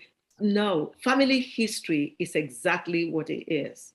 And when we do that, when we ask, we actually explain to patients, and I don't know if it's ever been explained to you, that your mother, your father, your sister, or your brother, those are your immediate family. Those are your first degree relatives, is what we call them. And whatever they have, disease entity, actually is very critical. It's important to you as an individual who carry, same genes as these people. We're not talking about your aunties, your uncles, grandfather and grandmothers. Sometimes, occasionally, we may extend to that, depending on what the family history, the core family history is. So I wanted to explain that. And I wanted to say also that children who will not take care of their parents will not. They don't need to look for any excuse not to do that. I understand. And children who will take care of their parents will take care of their parents. I understand the medical need to collect data on people, family background. What I'm saying that if I go to your office, I have an illness, why can't they focus on me as an individual, as a case to treat me, rather than let me help you. That's what I'm saying. I don't want you to know my family background. Just treat me. Just treat me for my illness. Okay, let me help you with that. And I have tons of hands raised, so I will go to them right away. But let me help you with that. You are not an island. I know that. You were born by the combination of a woman's egg and a man's sperm. And those contribute to your makeup. And guess what? You tangled with another woman to now create children that now have genetic makeups that are part of you. And so as you inherited from your parents certain genes, so did your children inherit some from you. So when you show up in my clinic with something that is even, look, let me bring it home, that seems genetic, you show up with maybe symptoms is what you show up with. My job is to make the diagnosis. You tell me the symptoms and I'm thinking, man, this is lupus. It's helpful to me to know if your mother, your father, or your children, any of them, has been diagnosed with lupus. It helps me not to chase the goose. And guess what? It helps you if it happens. No, madam. Can I conclude, please? We are on a decent forum. Let me conclude. No, I understand that, but we're trying to look at them from a different perspective, because if we are all agreeing, then that means we are just agreeing. Well, I'm saying that there's some other way we can look at things. And one of those ways that if a patient comes to me for treatment, I would like to just treat that patient. Now, what I'm trying to, let's say you know my mom's history. What does that got to do with the fact that you're going to treat me from that specific disease that I come to you for? What has my mom got to do with that? That I'm saying, I don't see the relevance. Okay, I got you. And I got don't see the medical relevance. Dr. O, hold on. Dr. O, let me come in here. I'll give you two examples, two typical examples so that you know. One was a 29-year-old who came, one of those days, because being in a teaching hospital, I don't see patients myself per se. But one of those days, I happened to see this young man. He's 29. He was in the ER because he had some issues, something different. And when he came, and I saw him that day, and I said, hey, how are you? Took a history, you were in ER, yes, no. Are you okay? Yes. Any problem? Yes. He only came in because the ER doctor said, follow up with the doctor. 29-year-old, he never sees a doctor, so he came in and I saw him. So I said, okay, so where's your mother? Where's your father? Oh, I don't know my father, he's dead. That's okay. How's your mother? Oh, my mother is dead. A 29-year-old whose mother is dead. Something went wrong. So I said, okay, what killed your mother? Oh, I think it was some colon cancer or something like that. I said, oh, okay. How old was she when she died? She was 40 years old.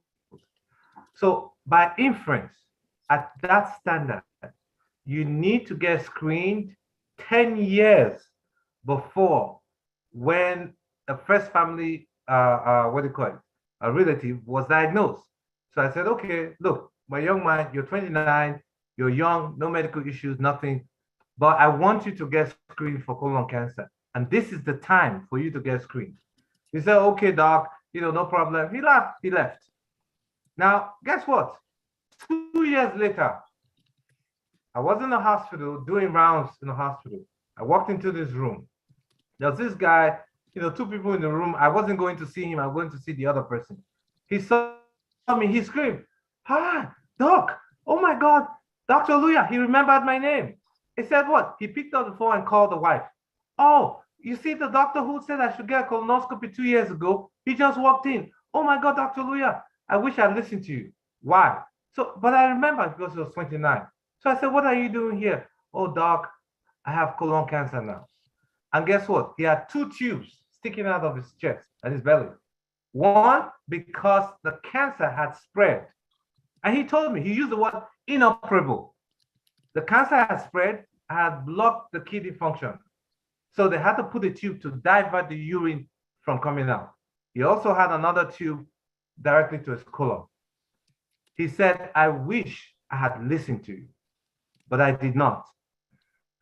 So that's what happened. And guess what? 6 months afterwards, he was dead. So you can imagine if he had taken steps to do the colonoscopy at that point in time. That's where a family history is important. When you sit with somebody, you get that family history, you take it, you screen for it. That's one. Now, we know about the young man, Bossman, who died. What's his name? The actor. He died at 39. He was diagnosed 10 years before that, and he struggled with that and died. Because of a family history, people have picked up diseases that are preventable, that you screen for, even breast cancer, even ovarian. We've done all of those. That's one. 2, second example, diabetes. Now, we talk about diabetes, but I'll tell you this, that the diabetic complications that people have vary from families to families. Some have diabetes, guess what? In their family, they get strokes. Some have diabetes, they get heart attacks. Some have diabetes, they go blind. Some have diabetes, they end up on dialysis or amputation. So it's not one particular one that you get. So when somebody has diabetes, and I ask you, who else has diabetes in the family, or is anybody? And I ask your family, say, yes, my mother had diabetes. And guess what? The next question I often ask is, what kind of complications did your mother have? They'll tell you, oh, she was amputated. They had to cut off her legs. And I ask, was she on dialysis? No. Did she have stroke? No. And sometimes I ask her, what complications? Oh, she was on dialysis, or she went blind. In that case, I can sit with you and say, listen, you have diabetes, and make you understand that it's not just about having diabetes alone, but protecting yourself and doing what? Taking the right medication so that your diabetes will be controlled. And at that point in time, I will now screen to urine to make sure there's no protein in your urine. Because if I don't put you on the medication, which is a blood pressure pill, it's an ACE inhibitor, to start protecting your kidneys early so that you don't end up with dialysis and you don't control your diabetes, usually that's what will go on. And I always tell people this, because whose genes are you carrying? You're not carrying mine, you're carrying your family's. So as your family member went, so shall it go. So that's the reason why when you come and sit in front of me and I ask you those questions, not because, oh, I just want to chit chat or whatever. It's important. Thank you so much, Dr. Aluya. I'm going to go to the people who raised their hands. And Prof. Baba, I would love to chat with you off forum, because I think there are some things that, we need to discuss for you to maybe get the gist of what we're talking about. So, Madam CEO, Auntie Lara, you can unmute. Thank you, ma'am. Yeah, thank you so much. Dr. Baba, you're just hilarious. I was of that same mindset when I first got to this country, when the doctors are asking me, what is something about your father, something about their mother. They're not telling me, and I'm thinking in my head, none of your business. See? Yes, because that is the culture that I come from. Those things you're not taught to talk about. But having been integrated into the community, I understand the reasons why, just like Dr. Aluya. I know Dr. O, I know that and I told her before, if she taught me when I was in school, I would be a doctor too, because she's very analytical, very deep and explaining. See, all the things that Dr. Aluya explained right now, if every doctor can take the time to tell their patient about the why. Everybody wants autonomy about the why. Why are you asking me this question? It will be so easy for every patient to cooperate, but when you just ask question in a vacuum, the person doesn't know where it's leading to and doesn't know the relativity of that question to what's going on with them. That's the way Dr. Baba feels. Yeah. So if that is explained, then a lot of preventions would definitely help us. So that's my first comment. Thank you, Dr. My second comment is, Dr. Craig, you mentioned about chocolate. I'm not a chocolate eater, but if you're saying that chocolate is good, and I've heard it many times, is it just any chocolate, or is it any particular ingredient in the chocolate that you should look for? Dr. Craig? Unmute, sir. Dark chocolate? Unfortunately, it is the quantity of chocolate that one is consuming, and also the quality of chocolate that one is consuming. Interesting enough, the best chocolate is called Dagoba, and it's coming from Africa. If you can find that, that would be a fantastic quality of chocolate.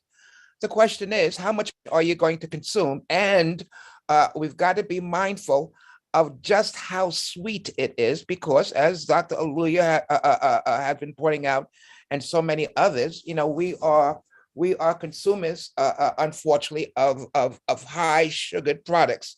And if we are on the edge of anything in terms of our age, in terms of our body type, etc., we need to cut back on the sugar. If you're looking for chocolate to give you a lift, I would suggest that there are other ways of doing that. Truthfully, enjoy the chocolate, but look for other ways to bring you up. Okay.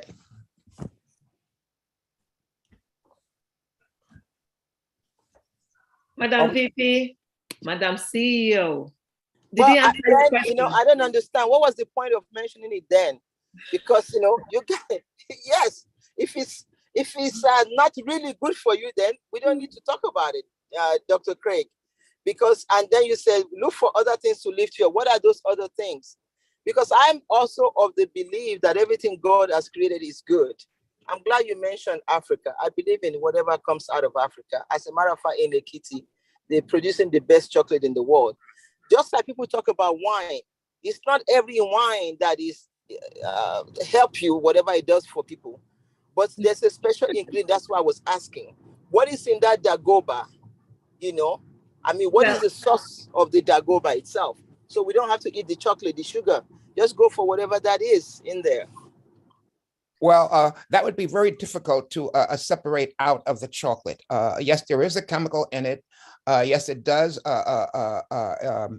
impart some degree of exhilaration in terms of how it uplifts us in terms of serotonin levels. But you know, that chemical entity maybe it can be found. I don't know. I don't know, Madam Lara.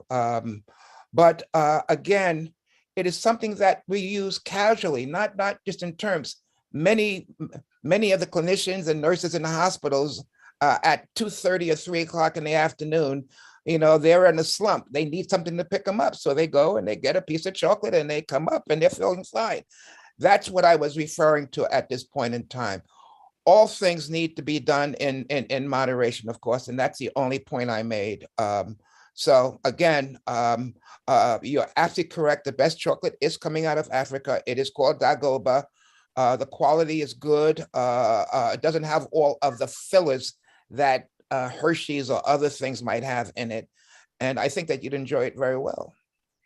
Thank you so much. And Madam CEO, Dr. Jagbe posted that dark chocolate, which I agree with minimal sweetness, dark chocolate powder organic is a good one. But, you know, everything in moderation, a little bit. So. In powder, did you say powder from Dr. Jagbe? No. Go ahead, Dr. Jagbe. Are you referring to Ovaltine or Milo?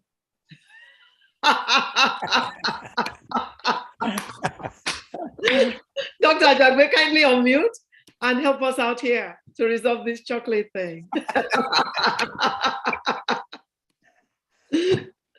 You're muted, sir. You're still muted. There you go.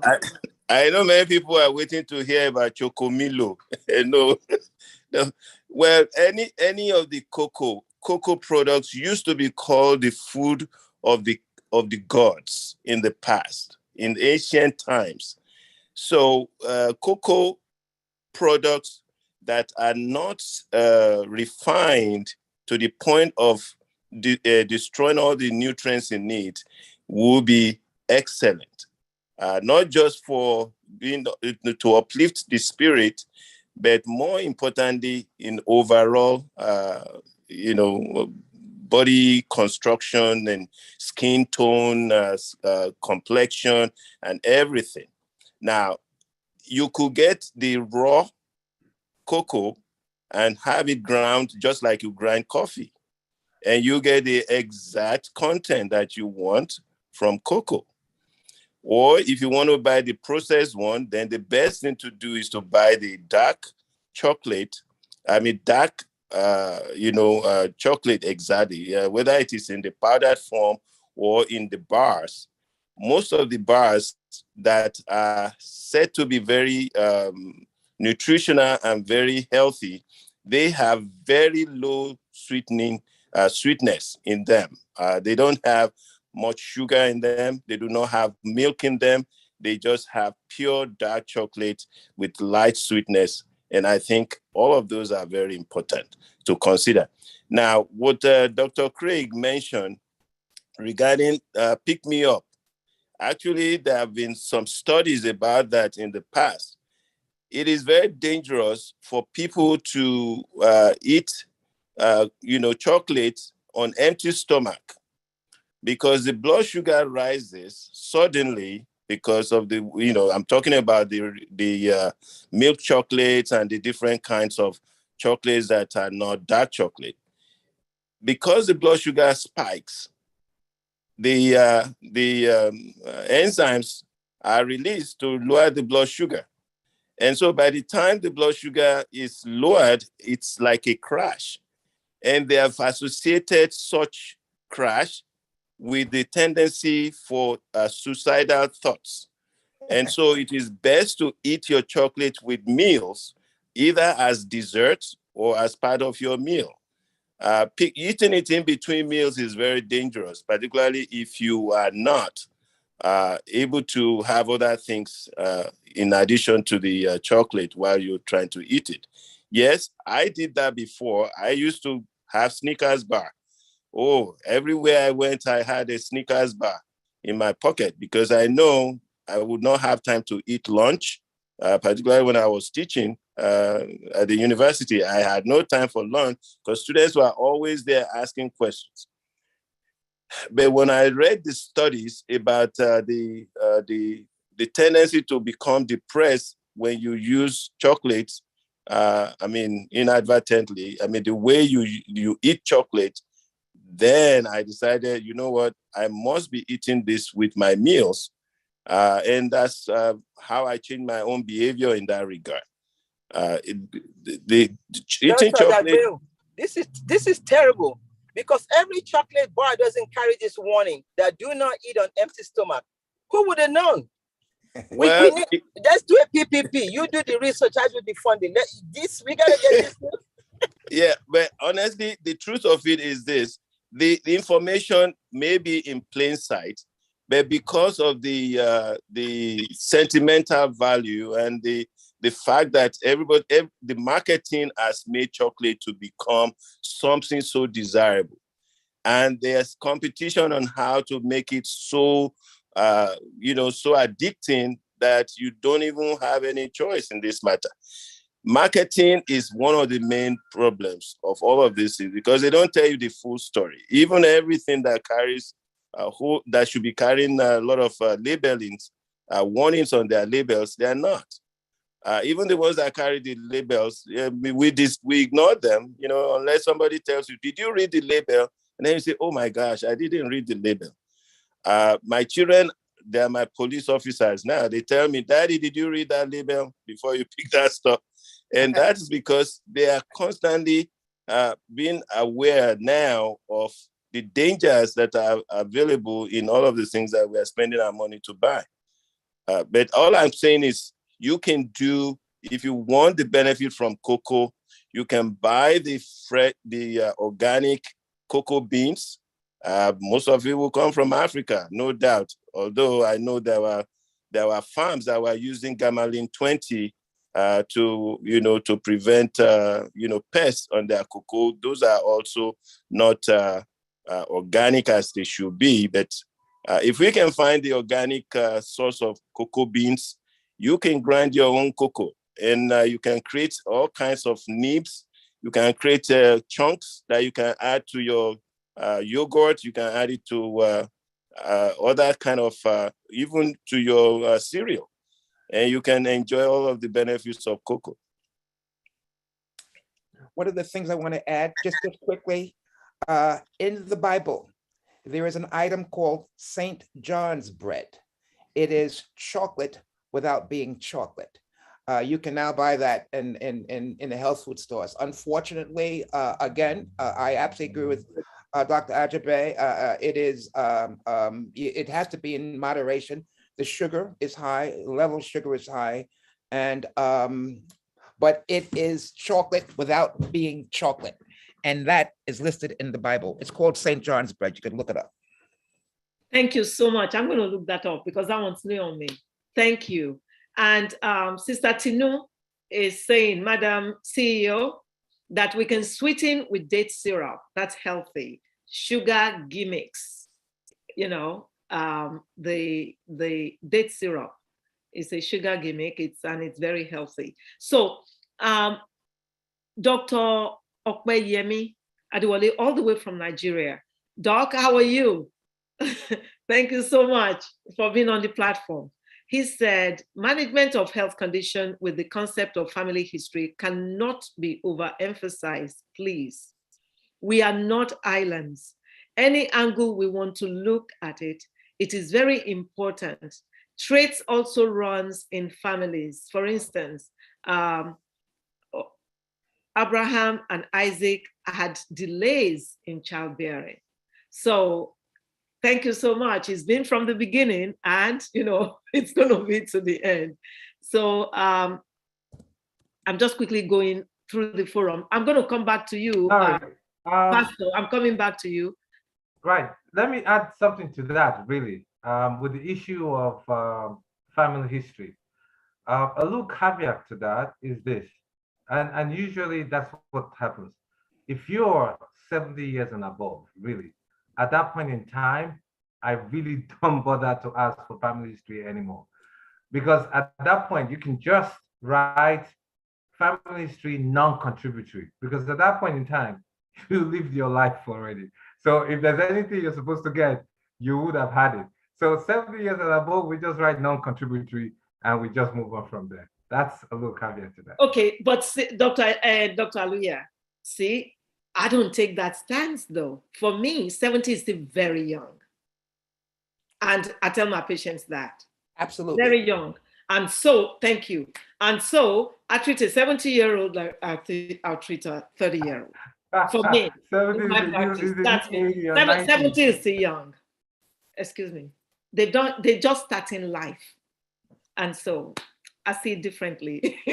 So Sister Clementina said, even in mental illness these days, it has been found that sometimes the medication that works for a parent will work for the child. So there is some connection in family history. Thank you, Sister Clementina. I mean, it's a field also, so she knows what she's talking about. And, you know, I wanted to say, Professor Baba, we are actually very compassionate in medicine. Honestly, you really kicked her behind. She also wrote, you look at both sides. Somebody was talking about what side of it was Professor Baba, that what side of the family do you look at? Mother or father? We look at both sides. Like we've said, you know, a few times, you ask for, you know, the family, the mother, the father, their siblings, and their children. That's the family that we look at. Thank you so much for your contribution, Sister Clementina. So now I'm going back to Pastor Attorney Bamidele Onigbinde. Kindly unmute, sir. And then Sister Tinu, I'll be coming to you. Thank you, Dr. O. I mean, I was just listening to Dr. Baba, and I know exactly where it's coming from. But, you know, it's really important for us to understand I don't think we even disagree enough. You know, you come from your background, I come from my background. We come from different kind of education. You know, somebody's talked about the importance of education, but you know, I'm educated. I'm a lawyer, and you know, there are some of the things that Dr. Aluya would say on the same thing that I probably would disagree with because of my training. So I think it's really inevitable that we'll have views like you know, Dr. Baba's view, you know, colliding with views of somebody like Dr. Aluya, Dr. O, or even me. But I think what he needs to understand is that the medical science is a science of probability. There's a difference between possibility and probability. A possibility, the dictionary says, is something that can be, or something that may happen. But when you think about probability, when you think about possibility, it's something that may or can happen. But when you think about probability, it's something that has a strong likelihood, a relative frequency with which it happens. So medical science have seen the connection between, you know, your parents, you know, health or ill health, and how that also, you know, can bring a probability that, you know, you're gonna have this. But again, we also need to understand that maybe what Dr. Baba is saying is that, even though probably he didn't say it that way, that it's also possible that, you know, I don't get what my parents get. And I think, you know, a doctor will probably agree with that, having done his own work of, you know, born out of his own training, that, you know, this is what you need to bring to the table, tell the client, has those questions and all that. But again, do you know that God agrees with actually all the doctors?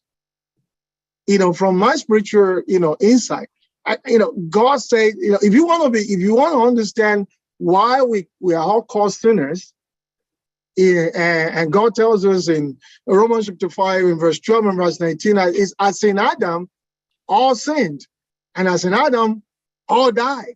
And sin came into the realm of human beings through Adam.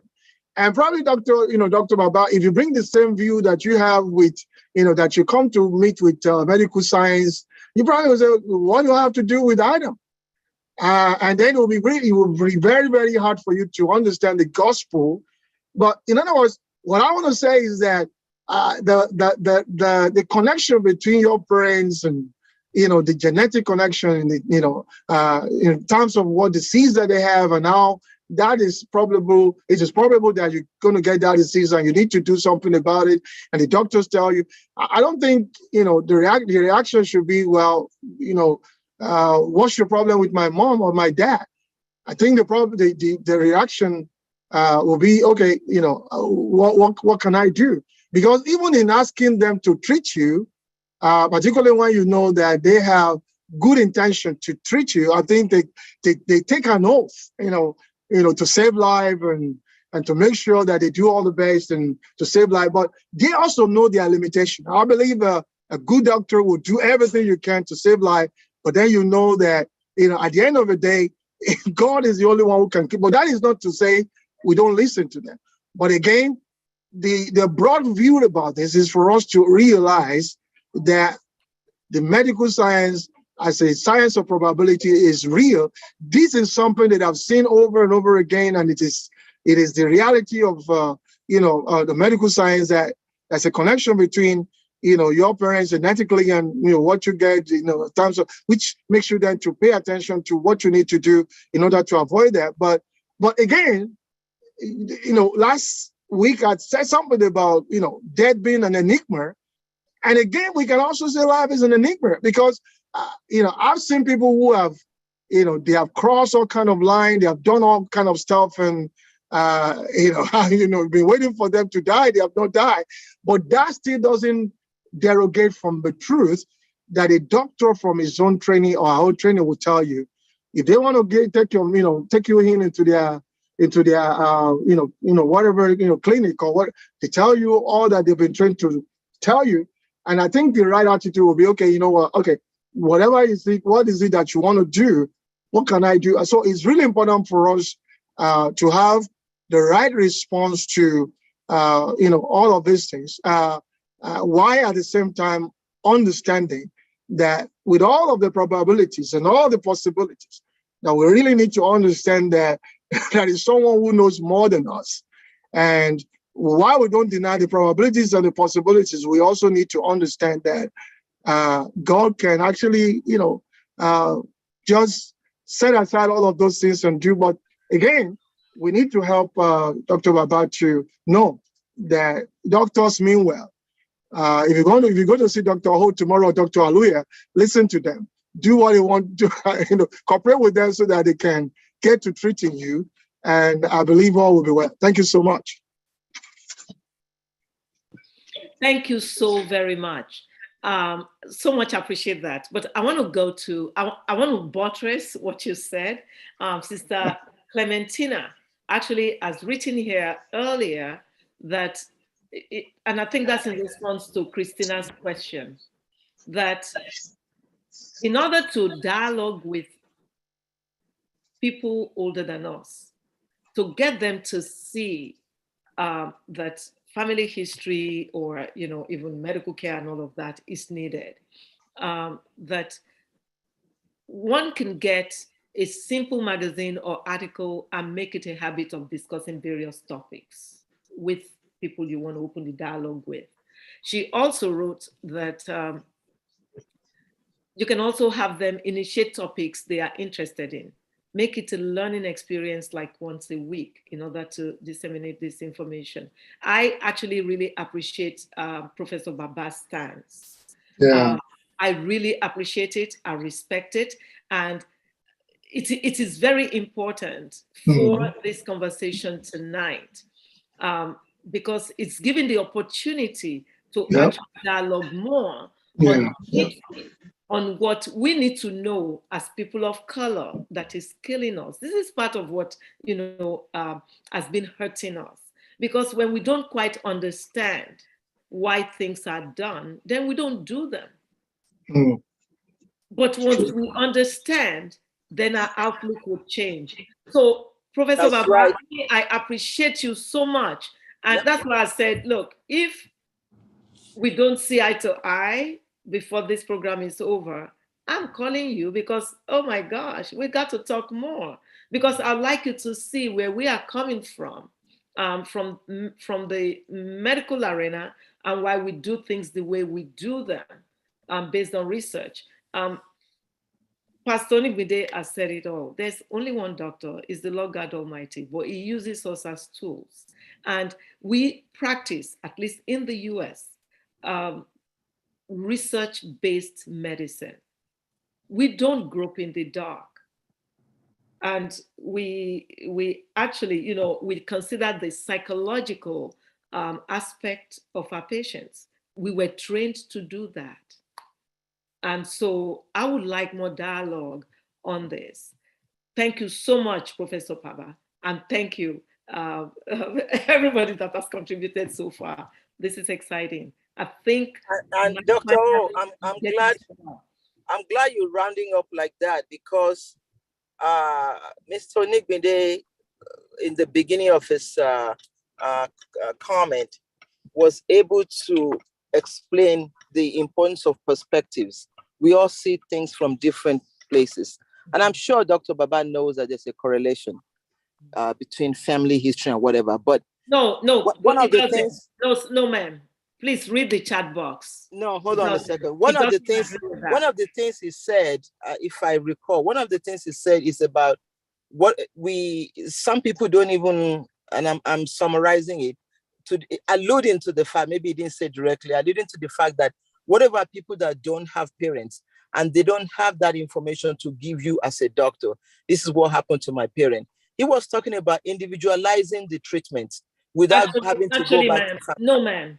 No, ma'am. And it said what he believed, and I personally appreciate it. And if you read the forum, you would understand better the chat box, which I've been responding to. So that is not his outlook, and I respect and I appreciate his outlook. It is needed so we can have conversation, but that's not what he's saying.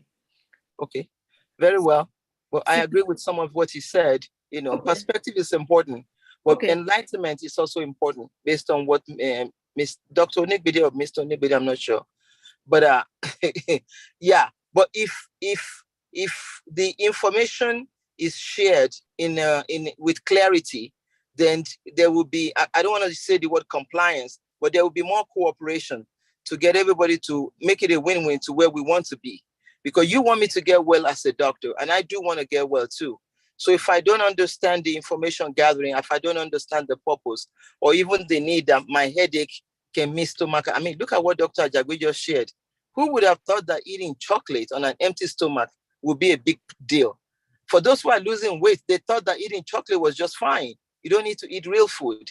So we all have a lot of learning to do. And as we're growing, we'll continue to learn. Thank you for the forum. Thank you. Thank you very much. So Sister Attorney Tinu Akinshola, kindly unmute. Thank you. Yes, ma'am. Good evening, everyone. Good evening. Welcome. Thank you. I have been on over 2 hours, so thanks for your comment on the on the chat. On the chat, yeah. I'm just typing my life away, but I'm enjoying all the pros and the cons that the erudite doctors have brought to us. Especially the perspectives on either side. For me, I was actually agreeing with all the doctors until Dr. Baba came on. And then, even though at that time when I was agreeing with all Dr. Aluya and everybody else, Dr. Craig and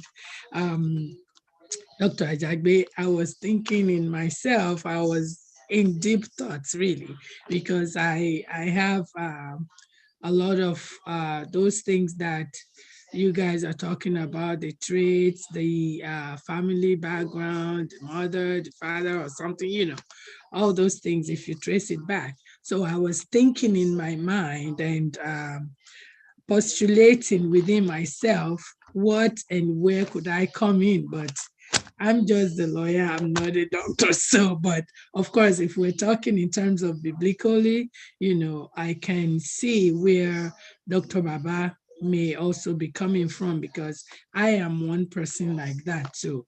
But as a matter of fact, I just wanted to say to everyone that let's go back to the beginning. And I know a lot of us have alluded to that fact.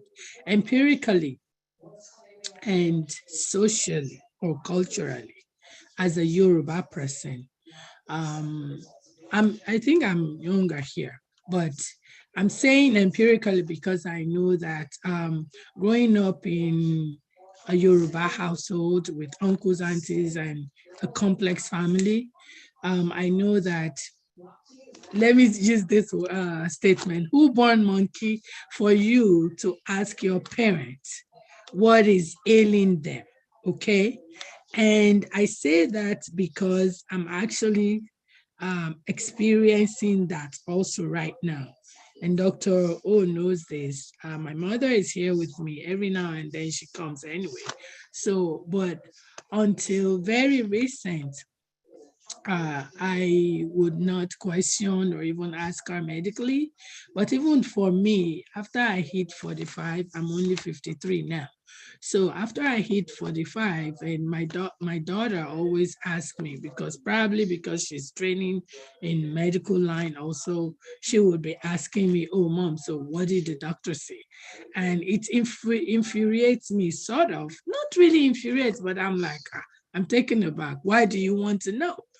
And then, but gradually, I find myself letting go and talking to her.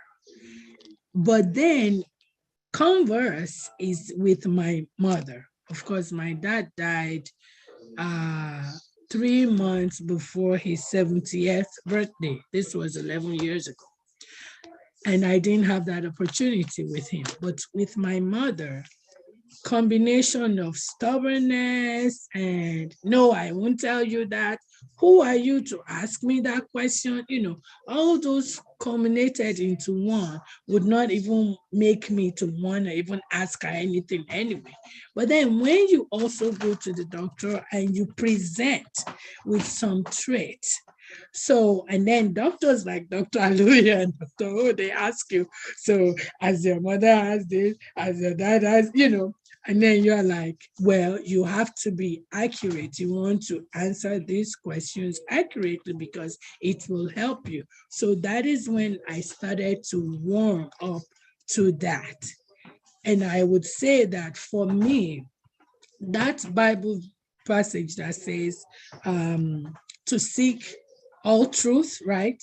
Investigate everything and hold on to the truth.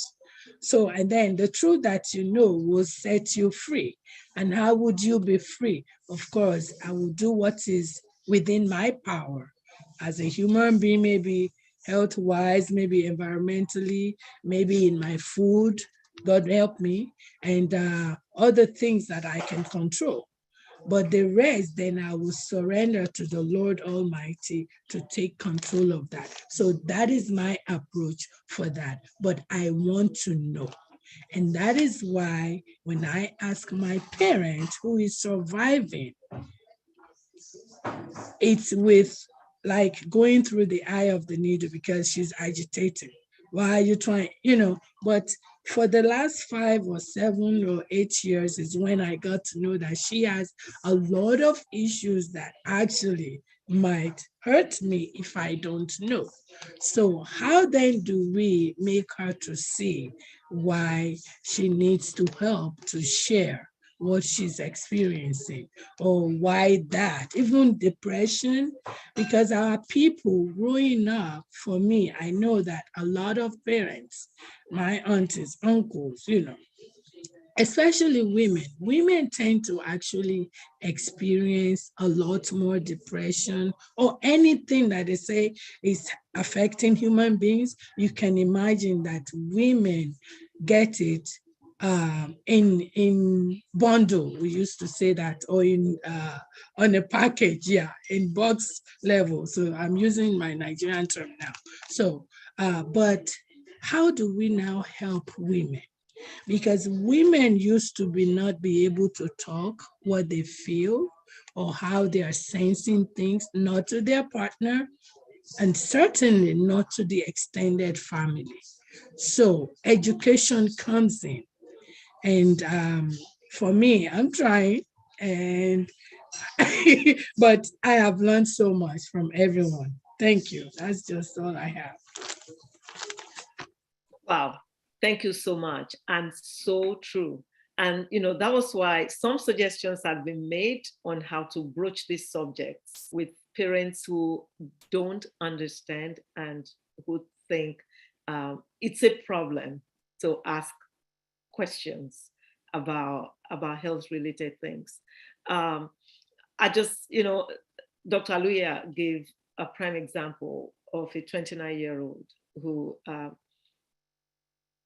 could have easily had colonoscopy, had polyps removed that would have totally prevented cancer and would never have had cancer, because then they would be screening him at intervals that would prevent him from having polyps that will become cancerous. So Sister Clementina just shared on the chat box something similar to that on a personal note, she had a brother who died of colon cancer, and all her siblings and herself as first-degree relatives. That's what we're interested in. But if you're adopted, we noted that you are adopted.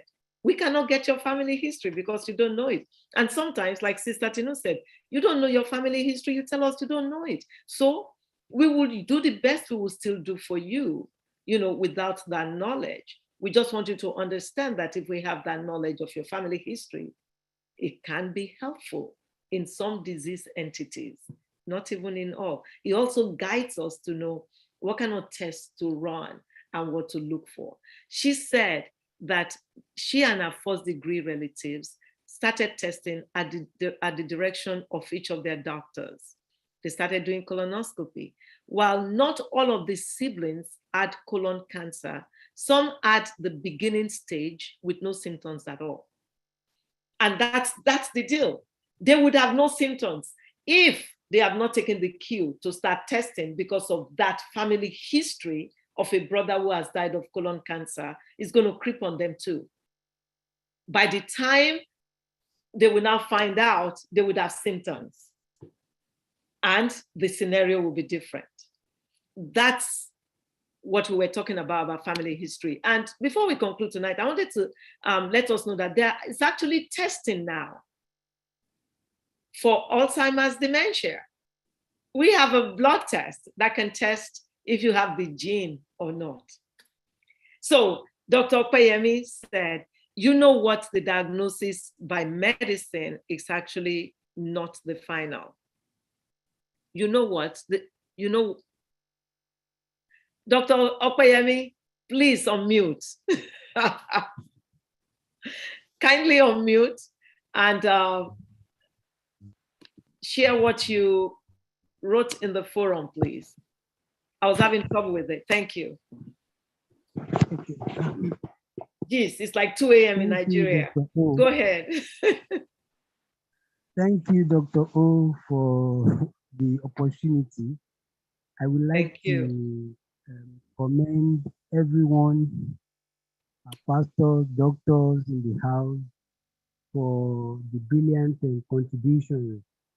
I know this is like the 11th edition on the issue of mental health, and it's quite a blessing. And I've gained a lot of things from contributions from people. With respect to, I just wrote that because on the issue of health generally, permit me to add the perspective of faith to it. What I'm saying is that medicine, God is always ahead of medicine. Medicine is trying to discover things that God has laid down from the foundation of the heart. Now, what I mean by that is the fact that you can go to a doctor and a screening is done, you have a diagnosis. Diagnosis is something that somebody can work with. You know, it can be good, it can be poor, it can, no matter the diagnosis, it's just something that you, the doctors, can work with. Now, the perspective of faith is the fact that if you have if you believe in Jesus, which is the new Adam, is deemed by faith, you can receive it to handle the whatever case scenario that you have been diagnosed with. In fact, that's the word generation formed from the word gene. So when you talk about some of all these diseases that we have seen in maybe in our family, we can as well lay claim, especially those of us that are Christians, we can lay claim by the stripes of Jesus, I am healed. If you believe it for a long time and you begin to allow the power of God to work through those words of God, I believe that no matter the diagnosis, none of them is actually the final. You can change them by our confession and our belief system. If mother died of diabetes and it was worrisome, it doesn't mean that the children or the children of those parents have to die of that. So that's a kind of a good perspective, that a better perspective that we have when we have Jesus as our Lord. So the diagnosis or whatever the case, medical condition, is not the final. So that is just my contribution. Thank you very much. Thank you very much. Appreciate that. Dr. Aluya, thank you so much, Dr. Koyemi. Dr. Aluya. Well, thank you, everybody. It's 1 hour, 30 minutes over the time that we're supposed to close, and that's because it's very interesting. And as we all know, we talked today on dementia, aging and the elderly, and caring for the elderly in the Black community. And that's the crux of the matter today. Because again, we're born, we live, and we die. I have to analyze the steps to take and everything else. So in as much as everything is, we need to, the importance of family history cannot be overemphasized, because if you know your parents and everything else, but Alzheimer's come at a later age. So you can begin to take steps to preventing it. One, watching the food, controlling your diet, controlling your blood pressure, controlling your diabetes, as well as exercising and reading a lot. So I hope we've heard, we've analyzed, we've talked. And like I always say, in the old African adage, if you hear good news, you do what? You listen with 2 ears. As you listen, we'll go on to spread the word. And I hope each and every one of you become medical advocates today, because that's what we need to do. In saving ourselves and saving our community, it's not one person's job. It's a job that we'll all have to do. On the health field, in the financial field, wherever it is. And I pray we all stay safe, and hopeful to see you. I think we have the last episode of the series. This will be the 12th one next week of the series of depression, suicide, and racial disparity. And I must thank Dr. O for this platform, because nowhere on earth I've seen, and we have been on multiple platforms, on multiple medical forums and fora and all that, where they've actually sat to discuss the social, financial, economic, spiritual, existential problems, as well as it collects to health issues in the Black community. Never be done. 11th series going to the 12th. I mean, you're all amazing. And I say I clap for each and every one of you, all the panelists, all those people who've been here all this while. You're all amazing. And I bless you all. Stay blessed. Thank you so much, and see you next week. Thank you. God bless you all. Thank